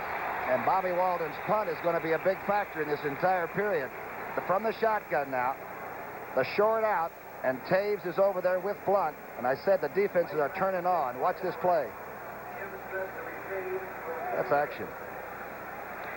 Ball fell down on the back, actually, of Pearson. And Blunt might have had a chance to intercept it. Danny White gets off a shot. Jim Smith goes back and tries to field it, but it goes out of bounds at the 38-yard line where the Steelers offensive unit comes sprinting onto the field. Steelers got the best of that punting exchange by far. Let's watch that line of scrimmage coming up, Pat. It's going to be pretty vicious, this series. That's what's going to settle it. We've got 8 minutes and 58 seconds left to play in the third quarter. Steeler first down at their own 38. 8:58 left to play third quarter. Pat Summerall with Tom Brookshire. First and 10, Terry Bradshaw, the Steeler quarterback. To Franco Harris, who tries to cut back, finally does, and picks up about 6, maybe more. D.D. Lewis played it as well as you could play it, but Franco's always had that ability to look reluctant, like, I'm not in too big a hurry, the play's gone anyway. Watch it. Watch Dede get to the outside, cuts him back. Blyer stays with it, by the way, which he always does. And now he puts it down and gives you a load. Randy White also came out to help out. Franco got more than it looked like he got. 7, in fact. 2nd and 3. Blyer. And Blyer has more than enough for the first down and has enough to get into Dallas territory for Pittsburgh. Audible call by Bradshaw. And Dallas tried to move into the defense after he had made the audible call, and he ran it right through there anyway. Pittsburgh quarterback is on Rocky Bleier does so many good things. Tom mentioned a minute ago about how he stuck with that block. And he's one of the best blocking backs you'll find anywhere. Back there with Franco. First down, Pittsburgh, Dallas territory now. Bradshaw gives Bleier. And again, he gets good yardage. Underneath, over the right tackle, and the rest of that Steeler group comes out in front of Bradshaw. Second and 6. Long count. Franco Harris. To the outside. Cuts to the inside. Cuts the first down. Benny Barnes finally made the tackle on Franco. Another big day. Watch Davis now, number 57. Get out in front of this. Here's the veteran. Watch this block he makes. Young people watch it. He takes Harris and cuts him right in half. And Franco goes laterally about 5 yards with no move at all. And I'll tell you, downfield, he runs like a halfback and hits like the fullback, doesn't he? First down, Pittsburgh. At the Dallas 28. Franco Harris operating very efficiently.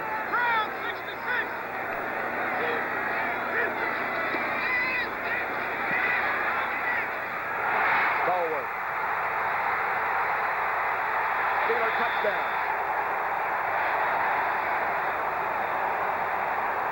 Bradshaw really pulled the trigger on that one. And he waited to get into Dallas territory with the running game. And look at this. He squeezed off a round, I'll tell you. Stalwart comes across the middle, has never felt the pressure of defensive backs. They'll get good pop blocking. They go right out and take Dallas on the line of scrimmage. The stunt doesn't bother. Look at this throw. That's dead on. That's a third touchdown for Stalwart in the last 2 games. Second touchdown pass today by Bradshaw. One to Swan, now one to Stalwart. Girella makes it 21-13, Pittsburgh over Dallas. Here it is again. Oh-ho. Speed.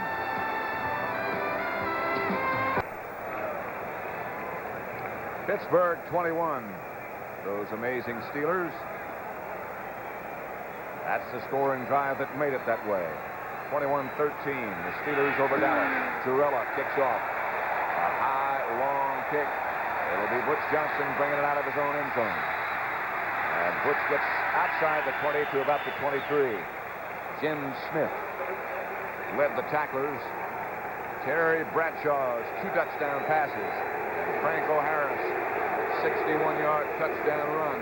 Have the Steelers in front. And do not bury the Cowboys. They have speed and they have class at the skilled positions. They have people like Pearson and a fellow named Dorsett that can get you back in the game in one mistake. Roger Staubach. John Fitzgerald just picked up the football. The Duke. Roger Staubach on 1st and 10 has Newhouse and Dorsett behind him. And here's Tony Dorsett behind Burton Lawless. A few, but tough ones. Lauren Taves, the outside linebacker, made the tackle, number 51. You're so happy when he only gets 5 yards that you feel like the defense has closed him off completely. San Francisco now on the board with a touchdown, and the Rams do not have an easy way in the 4th period. 17-10, that score. And Drew Pearson hasn't caught a ball yet, number 88. Might be one of the keys. He scored the first touchdown, you might recall, in Super Bowl 10 coming across. He's had a couple in his direction. And he's been popped a couple of times. Dorsett got 3. So it'll be 2nd and 7. Line of scrimmage, the Dallas 27. Draw play. Dorsett bounces off a couple, and look at him. All on his own. Lauren Taves finally made the tackle, and Dorsett is near a first down. I'm telling you, he was hit at the line of scrimmage, and somehow he gets both feet on the ground. The penalty flag may walk it off, but this young man can hit, and he can take it. Bob Frederick and his crew, Bob is the referee, will let us know what happened. It's my old buddy from Colorado. He better tell us what happened. Jim Allen signaling back that way. Back their way. Those guys in white. Offensive holding, number 8. Garbled transmission, which is just as well. We don't like to point the finger. The penalty's bad enough without being named. It'll be 2nd and 17 now for Dallas. From behind Roger Staubach. Look at this. The crowd comes alive on 2nd and 17.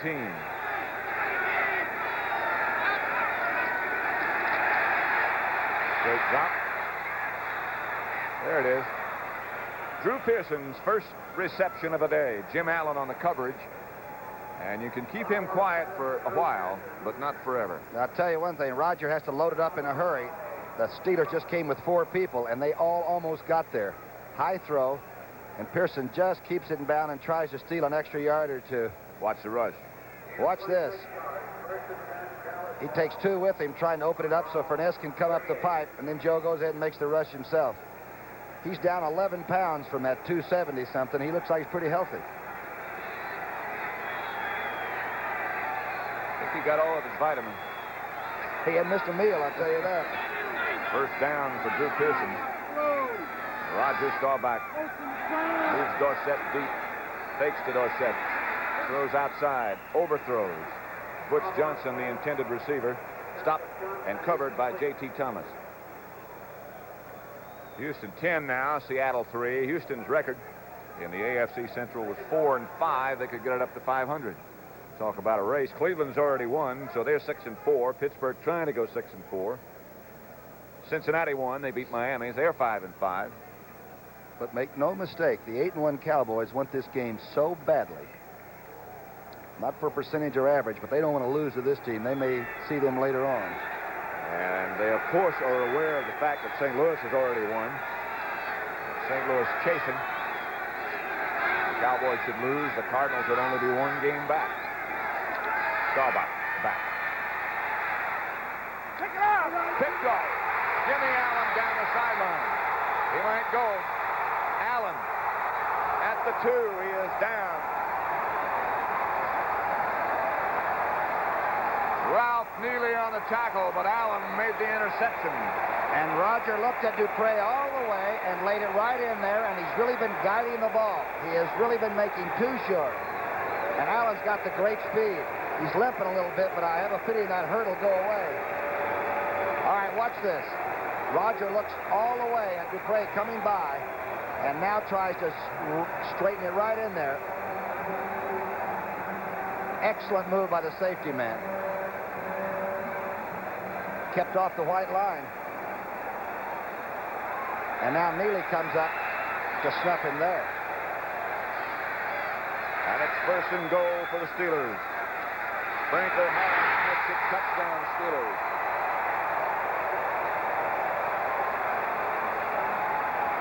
They lead 27-13 all of a sudden.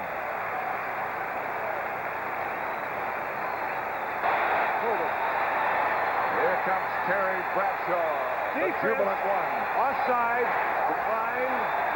In the background and underneath the roar of the crowd, you can hear Bob Frederick saying the defense was offside, but that's academic. Chuck Noll welcomes Franco Harris after his 2nd touchdown of the day. What was that touchdown drive? 1 play? 2 yards.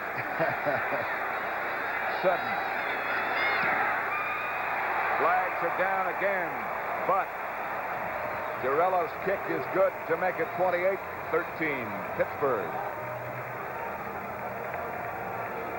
And this battle may have just begun.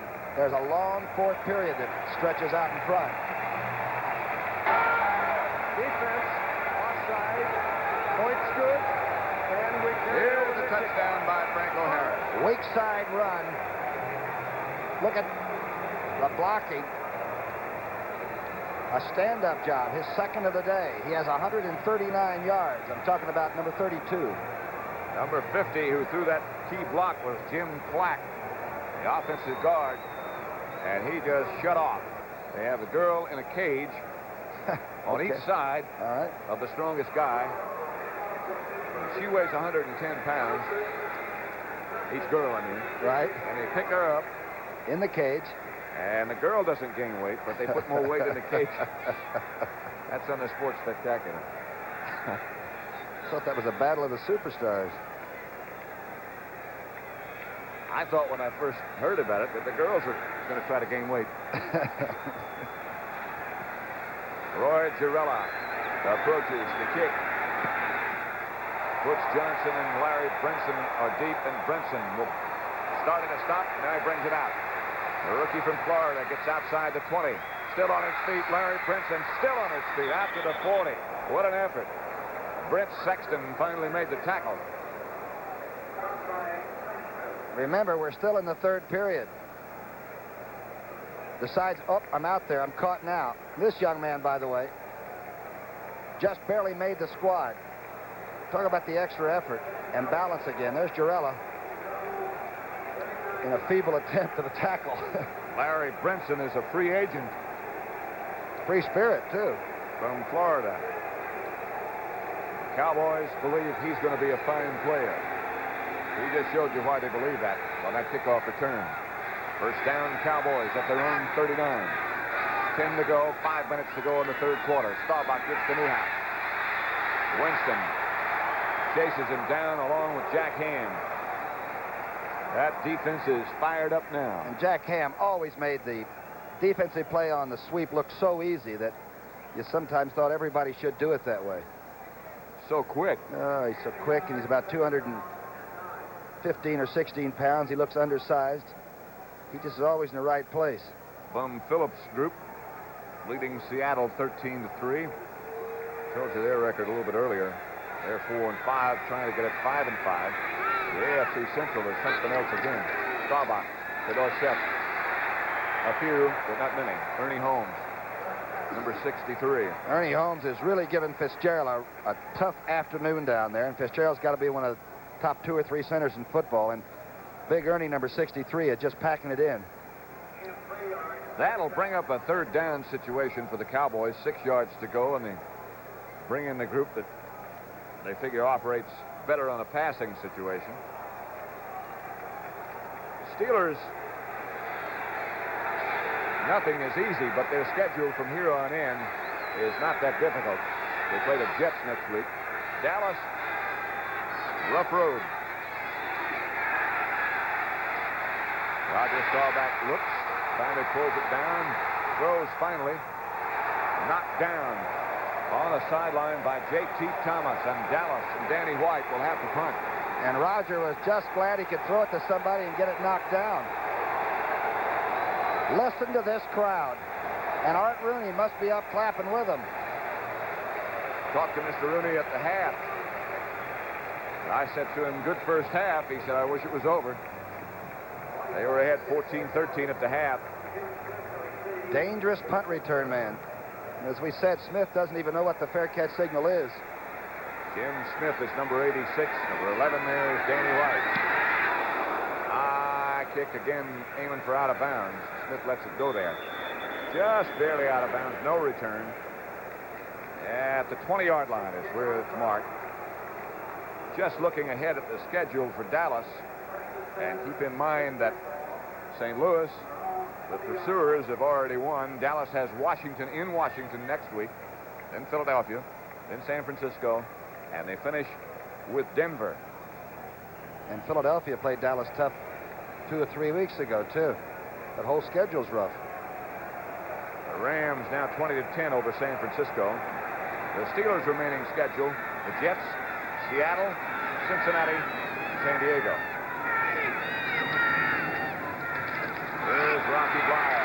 Bleier knocked down hard by Bob Brunig, the middle linebacker. You know, I got to believe that Chuck knows preparation, and they tell me there were some 3-hour practice sessions, which is unheard of, really, in modern football, but because of the crazy offense that Dallas has, plus the getting their own offense together, no, really work these guys hard upstairs, you know, and cerebral team is a pretty good team, and it looks to me like their game plan offensively is excellent.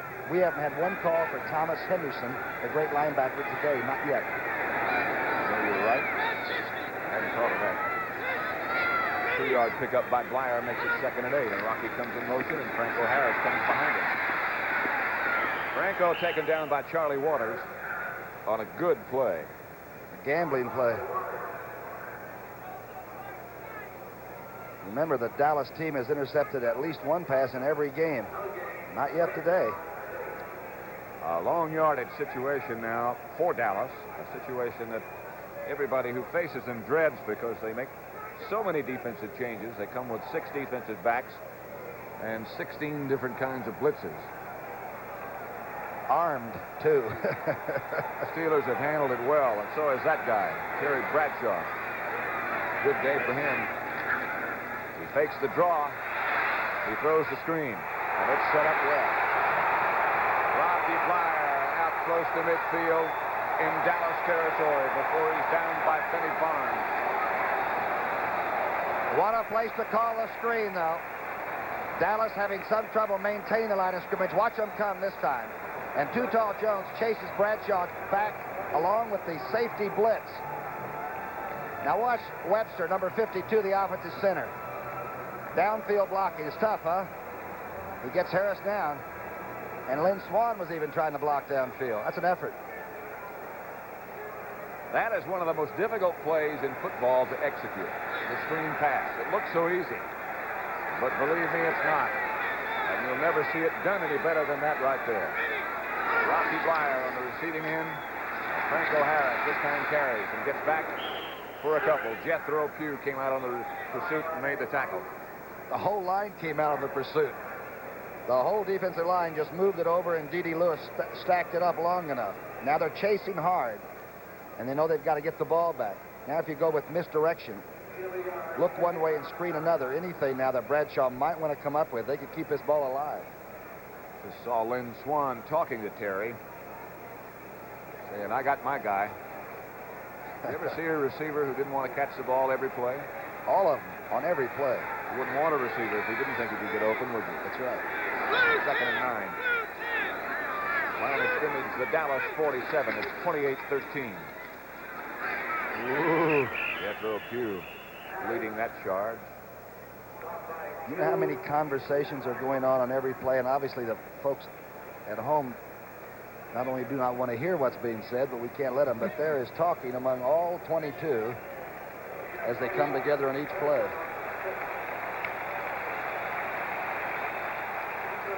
That's the end of the 3rd quarter with the score. The Pittsburgh Steelers 28, the Dallas Cowboys 13. We now pause for word from your local station.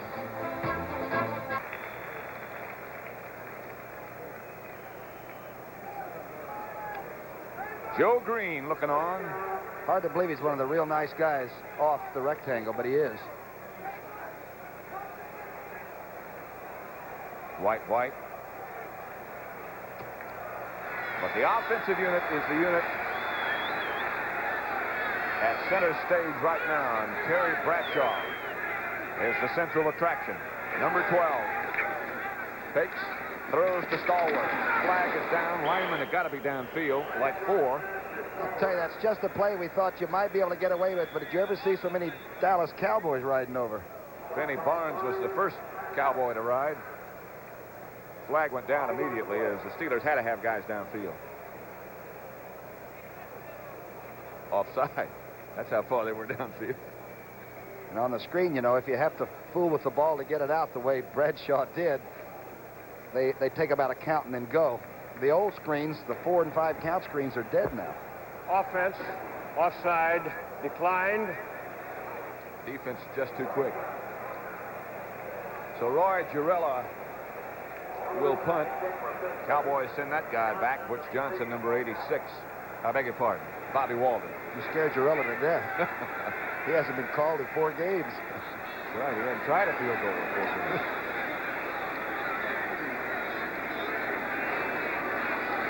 Long count.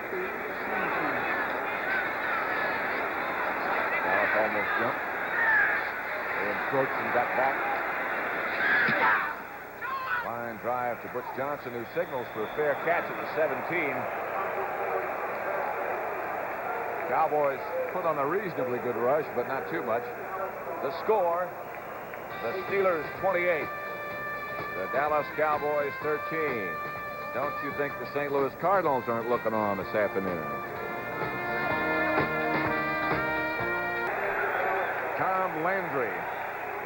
head coach of the Dallas Cowboys, looking on. His team trails 28-13. They have the football at their own 28. Here comes Drew Pearson in motion. Tony Dorsett in motion. Dorsett cuts back for perhaps 4. Lauren Taves made the tackle, number 51. That's spelled T-O-E-W-S. Spelled that way. Make it multiple choice. I'm really in trouble. Did you notice Dorsett didn't run by his interference? His own blockers were in his wake. He is still in a hurry, and that's what youth will give you. You can be in a hurry. There's Franco. He's got 143 yards rushing already. I've forgotten about that youth, but Dorsett is quick. 2nd and 5. He got 5. Roger Staubach drops the throw and throws. Caught by Jay Saldi. A heck of a catch. J.T. Thomas made sure he stayed down. They tell me Jay Saldi has really developed. The reason is that Guinea's works so darn hard. Ditka told us he's the hardest working person he's ever worked with on receivers. Now watch this catch. It's a tough catch on a slippery rug in a foreign place, Pittsburgh. Lynn Swan, who has made some tough catches on his own. Pretty good little television commentator, too. He did a good job. Yes. Spent some time with Mike Ditka last night, and his friends weigh over 300 pounds. 23-10, Los Angeles over San Francisco. Mike, of course, played here at Pitt as well. Here is Robert Newhouse cutting back. Out near the 40. Dennis Winston, the middle linebacker, made a tackle. Chuck Noll, the wine connoisseur. Also the Steeler head coach. Used to be the old Cleveland Brown guard. Messenger guard he was. I remember I think he bit me once on the arm. I was just trying to get out of bounds. And he only played every other play. And still bit. Guards aren't supposed to still have their teeth. That's what bothered me. He had a pretty good bite. He alternated with John Wooten, didn't he? He's now a member of the Dallas organization. 2nd and 3. Cowboys on the move, for the moment at least. Or set in motion. How about getting back to Newhouse, and Newhouse gets enough for a first down behind the blocking of Rafferty. Joe Green and Jack Ham made the tackle. I tell you, Dorsett got in here and tried to block for Newhouse. Let's watch it. Number 33, who got the ball all the time, goes to the right of your screen. Gives it a shot.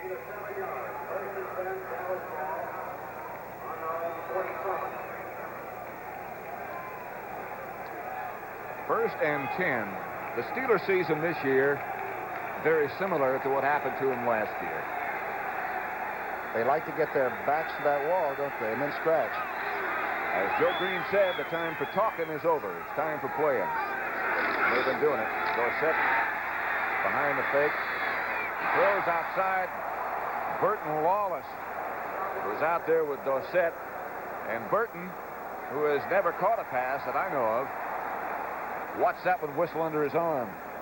They're going to call the flag was dropped late for an intentional grounding, and I think it's really a rotten call. Obviously, Lawless was the screen blocking guard on that thing, and Dorsett was right in his shadow, and I don't think this is a legitimate call at all. Illegal receiver touching the ball downfield. He didn't catch the ball downfield. You said he was a friend of yours, Bob Frederick, and No friend of Dallas right now or anybody else. Dorsett was out there with him. Yeah, Dorsett was standing in his shadow, and there were 3 Pittsburgh Steelers over there. I don't blame Roger for complaining. It's about the only weapon the quarterback has, bless their souls, and that's to unload it once in a while, and he was really trying to throw it to 33. Loss of down, too, you know. Yeah.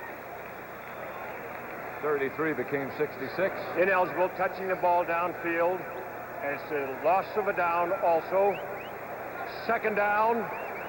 2nd down. 2nd down. He really wants it to be 2nd down. 7th penalty for the Dallas Cowboys, and that one may have taken a lot of wind out of the old sails. They had something going for a few seconds. So it's 2nd and 20. Line of scrimmage now back at their own 37 as Roger Staubach fires. Caught by Drew Pearson. Spins away from a couple. Still gets away from a couple. And gets the Dallas first down. Mel Blount was in the tackle of Drew Pearson that time, but Drew still got the first down. He averages about 17 or 18 yards a catch, and some of it is just incredible gymnastics. Now watch him come across. Now remember this secondary, they've been banging him all day. He doesn't give up here. Now Mel Blount gets him by the arm in a minute and tries to wring his neck with it, and Drew still won't go down.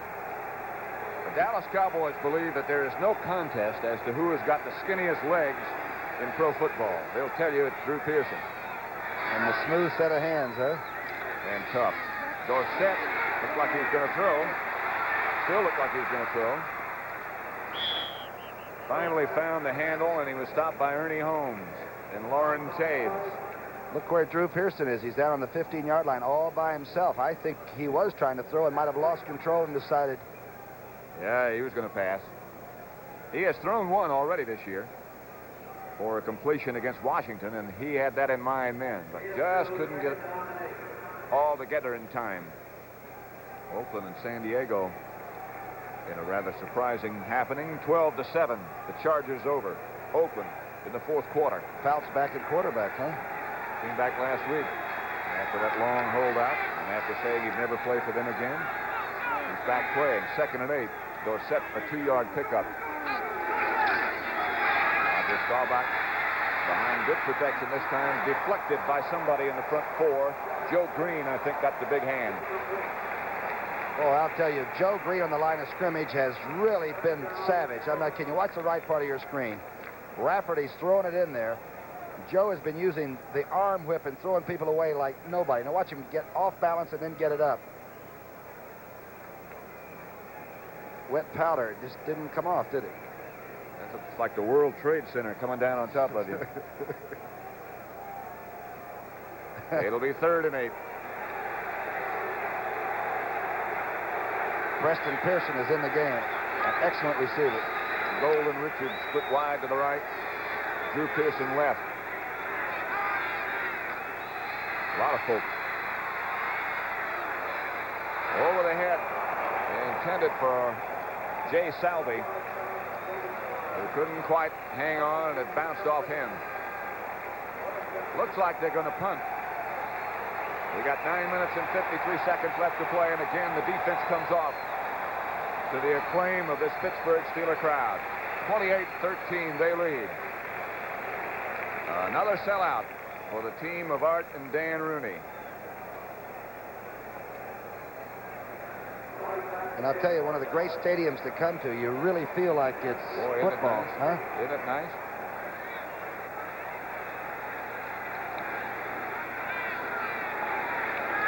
It's been Steeler football today as Danny White tries again for the sideline, tries again to get it away from Smith, Burton Lawless, and Tom Henderson down looking at it go out of bounds.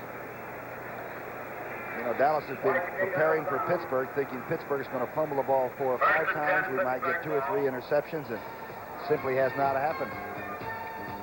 9 minutes and 45 seconds left to play in this contest, and Pittsburgh in command. Team in favor of that group. Run by Terry Bradshaw, number 12. 9:45 left to play. The Dallas Cowboys looking like they might lose their 2nd in a row. Franco Harris barrels outside the 15-yard line. Ed Too Tall Jones. Remember when he personally took Minnesota apart in that Super Bowl, 158 yards rushing? The Oilers, 20-3 over Seattle.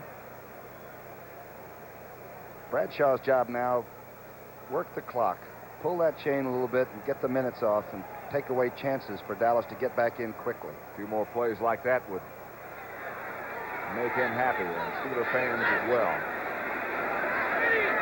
2nd down and 3. 1st down, Pittsburgh. That offensive line for Pittsburgh, it's not as renowned as the St. Louis Cardinals or even maybe the Dallas Cowboy bunch, but they do a great job. And when they can't block you, they hold you very well. And you know the thing about them, they're not that big. They're all about the same size. When I say not that big, they weigh 245, 250. They have no necks, though. They're just all solid guys. They would be big if they had necks. They'd be tall. Yeah. first down Pittsburgh at their own 22. Bradshaw gives to Blyer. And Blyer picks up Randy White and a few others. Pittsburgh's not thinking turnover, but Dallas defense is thinking turnover. Let's scrape it. Let's grab it. Make a bad handoff. Which of those two guys do you think that is in the left-hand corner? Rocky Blyer. He didn't look too rocky then, did he?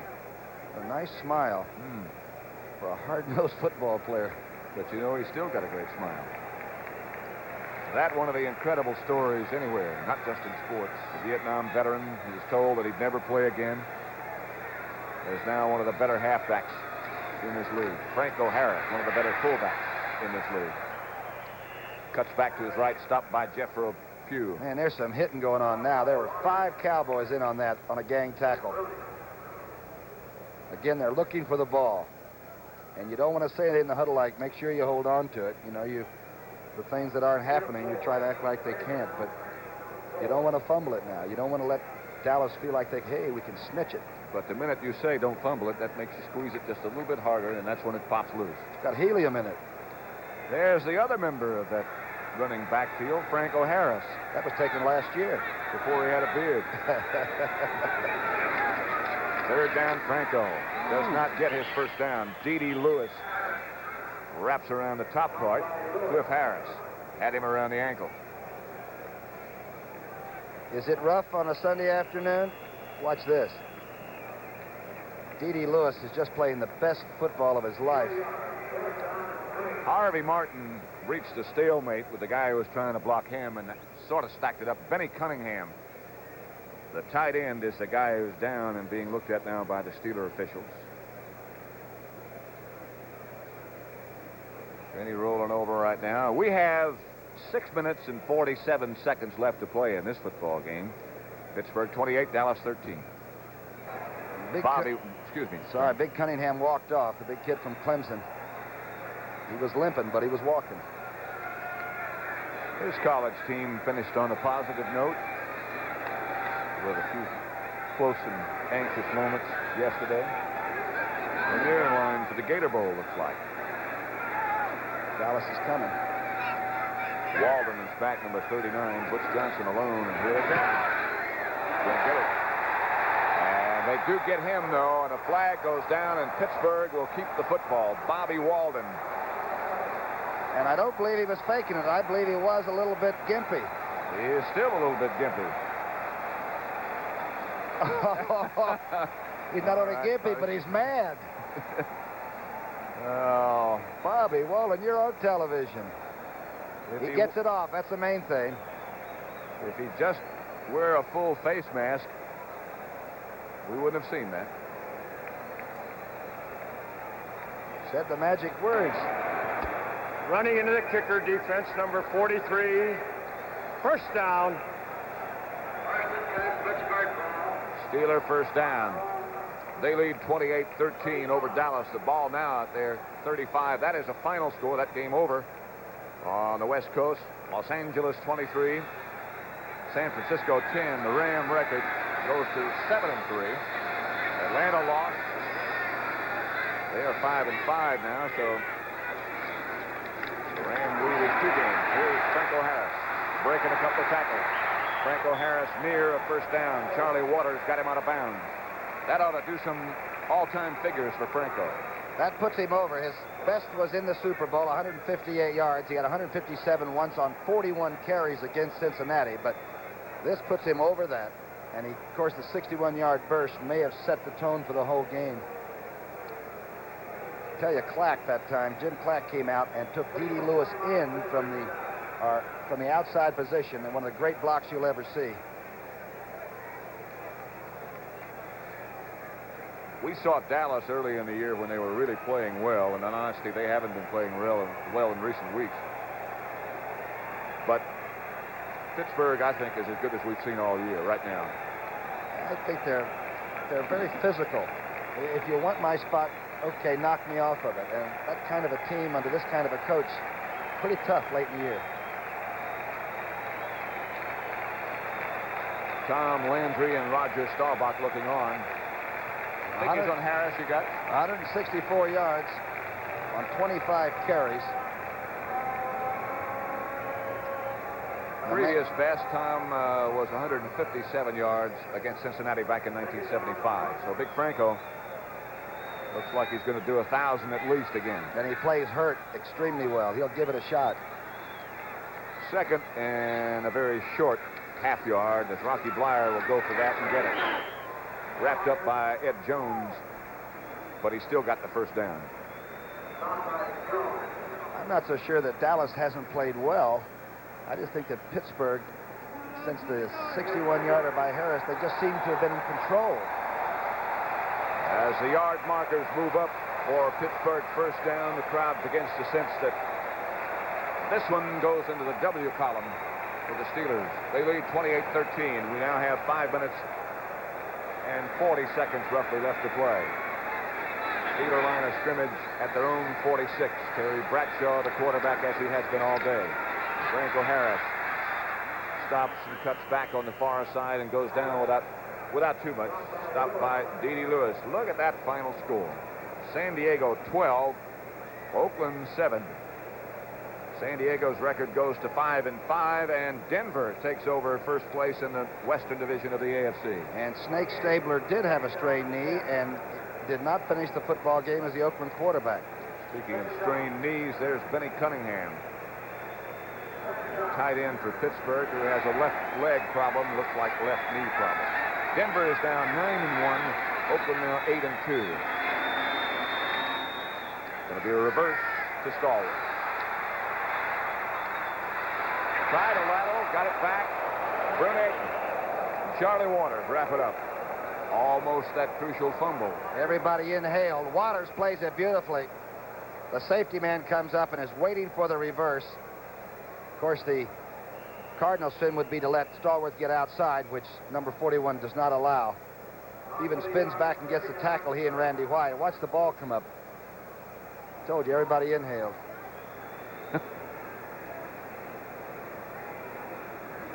Cowboys have a man hurt. Looks like Thomas Henderson, who doesn't want to leave, but now he is. Place taken by Mike Hegman, number 58. I'm not sure what's going on there. Waters is shaken up too. He made a spin around and got that slap on the head, I think. I tell you, it's a physical game. See that roll out of a block like you just saw Waters execute there is a pretty good lesson for a young aspiring football player. That's a good way to get away from a block. Bradshaw, by the way, has used up about 4.5 minutes on that clock. We have 4 minutes and 15 seconds left to play now. The Steelers lead it 28-13. Their ball at their own 45. Bradshaw's up back to pass. Harvey Martin has him get away and again get away. And finally, Mike Hegman takes him down. Randy White back there with him. And I mean, took him down in rough style, and Bradshaw is on the ground. He has that bad left wrist. That's the first sack of the day on Bradshaw. And the team came in with 40 of them. Terry's getting up. He's all right. JoJo's right behind us, and she's worrying, but he's up, JoJo. JoJo Bradshaw, his wife, watches him come off. Here's the play again. One of the great football games, other than that Super Bowl when he was just simply fantastic, is this one. There is Harvey Martin getting a shot, and Gregory, and White, and finally the hit by Hegman. Hegman that did the job, huh? 39 is Bobby Walden. Back to Dallas, number 86 is Butch Johnson. Will they or won't they? They've tried a few times and have come close, but haven't blocked it. High kick from Walden, and up goes the hand for fair catch from Butch Johnson. Dallas football at their own 35-yard line. In fact, and then try to cover it up.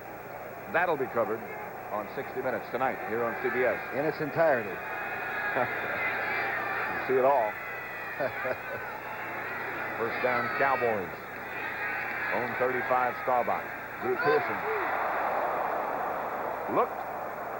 Got hit by Dennis Winston, and Drew lying on his back right there. Dirt Winston has hit everybody on both teams. Look at this. He's got Thomas down, Dirt still down.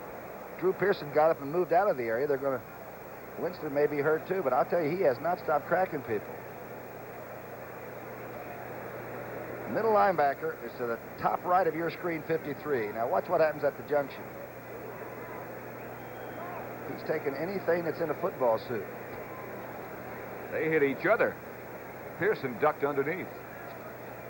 Razorback's tough, you know it? Yes, he is. He likes to stay close to the ground. That's where he is.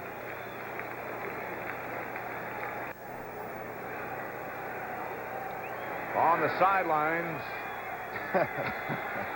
I have never seen that treatment before. They had to drag Dirt Winston off, not because he was hurt, because he wanted to stay in and play. Robin Cole took his place. Roger Staubach drops the throw. Firing deep for Jay Saldy.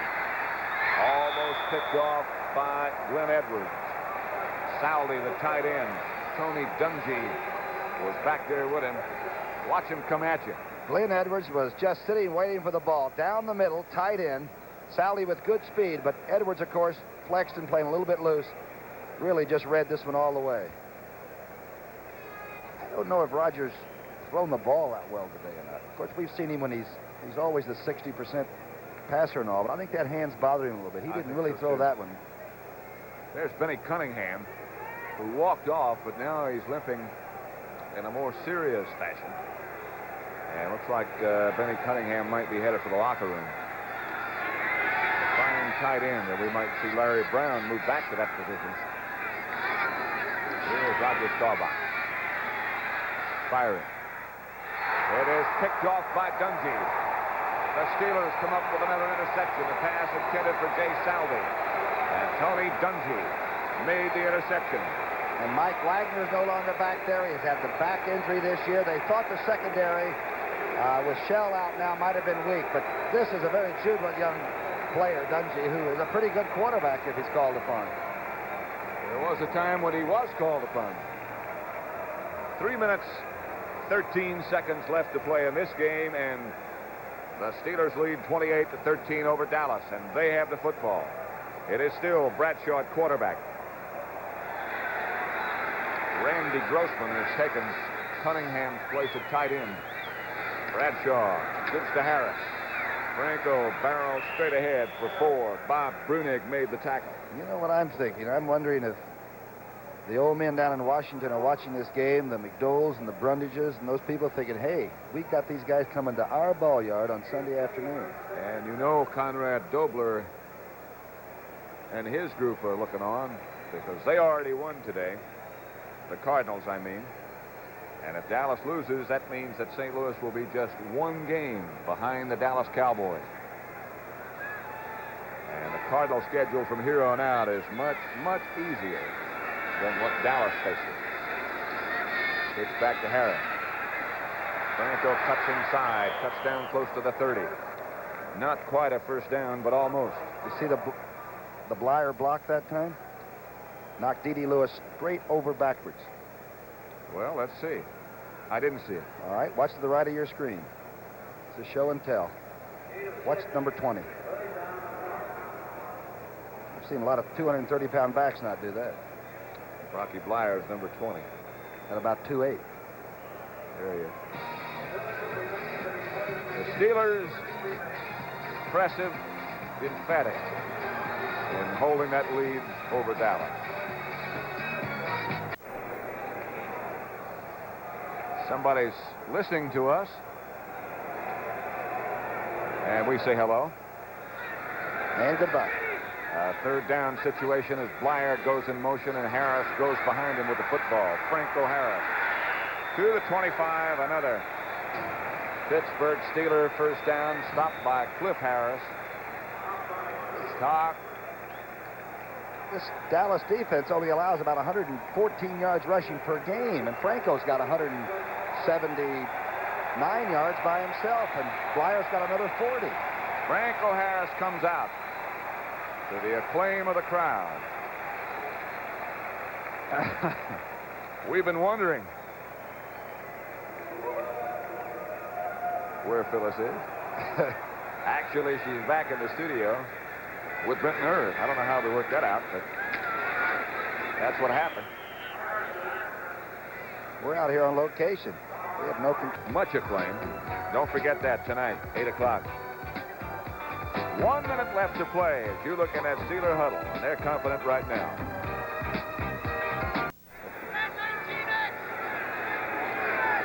Steelers own the football on second down.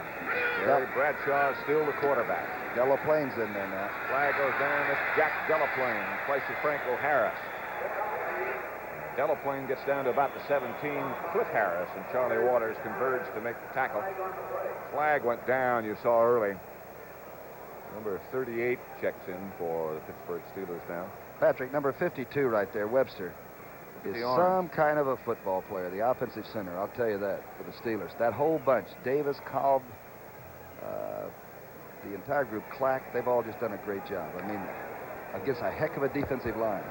Webster's arms look like a big pine tree. Defense, offside, unsportsmanlike conduct, offense, replay. Play that one again, that run by Delaplane. Sid Thornton into the Steeler backfield.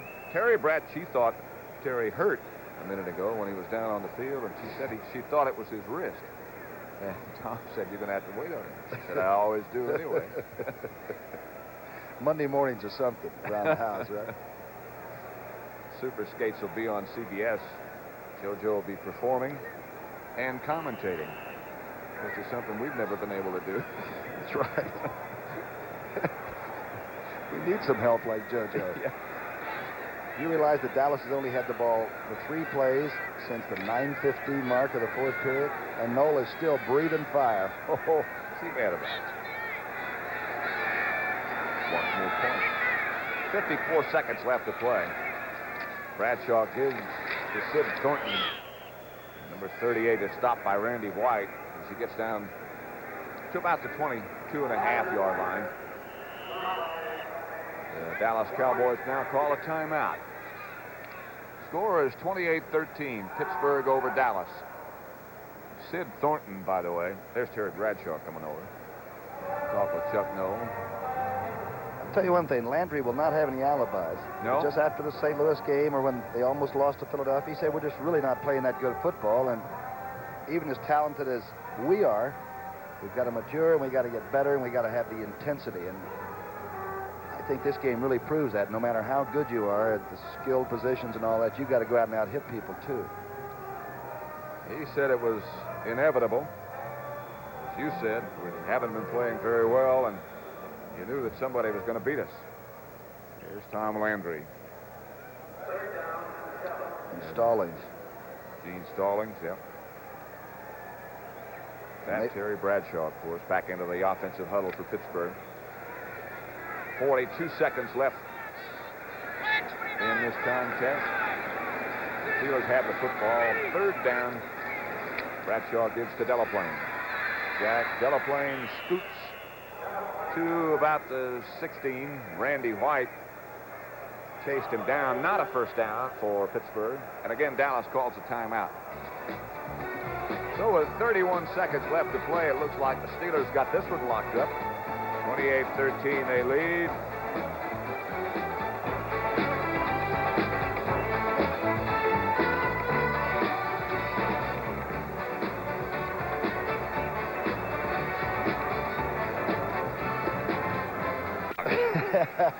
Don't forget, next on CBS, 60 Minutes, and you'll see it in its entirety. Jack Delaplane cuts back inside. Chuck Milton, who always does such a great job for us. Incredible worker, isn't he? He's been the producer, and Sandy Grossman has been responsible for the pictures you've seen, and they speak for themselves. Grossman always gets us those extra-sized beds so we can at least get a good night's sleep. Is that who does that? 25 seconds left to play. Noel is still hot. They just threw a flag in there and got him for being out of the coaching box, and he threw the flag back at the official a minute ago. And they might get him again. 25 seconds left to play. Steelers 28, Dallas Cowboys 13. Second loss in a row for Dallas as Roger Staubach operates in the shotgun and throws to Preston Pearson. 19 seconds. He'd run at its normal time on the West Coast, but wherever you are, you'll see it all in its entirety. Tony Dorsett slips away from one or two, and a flag goes down. That's going to be a face mask against somebody. Robin Cole is the guy who made the tackle. He also might be the guy with the face mask violation. It hurt Dorsett's neck, but I noticed he didn't quit running until they finally put him down. He kept the effort going. It's funny how when you're losing to a team the way that the Cowboys are right now, all those things hurt, I'm telling you. Yep. Okay, Saldi walking back with TD. There's that guy we were talking about. He's the third. 1 and 2 and then 3, huh? Personal foul. 56 for the defense. First down. Can you believe there's 3 red eyes? It's frightening. 9 seconds left on the scoreboard clock. 28-13. Steelers over the Cowboys. Cleveland has already won. So the Browns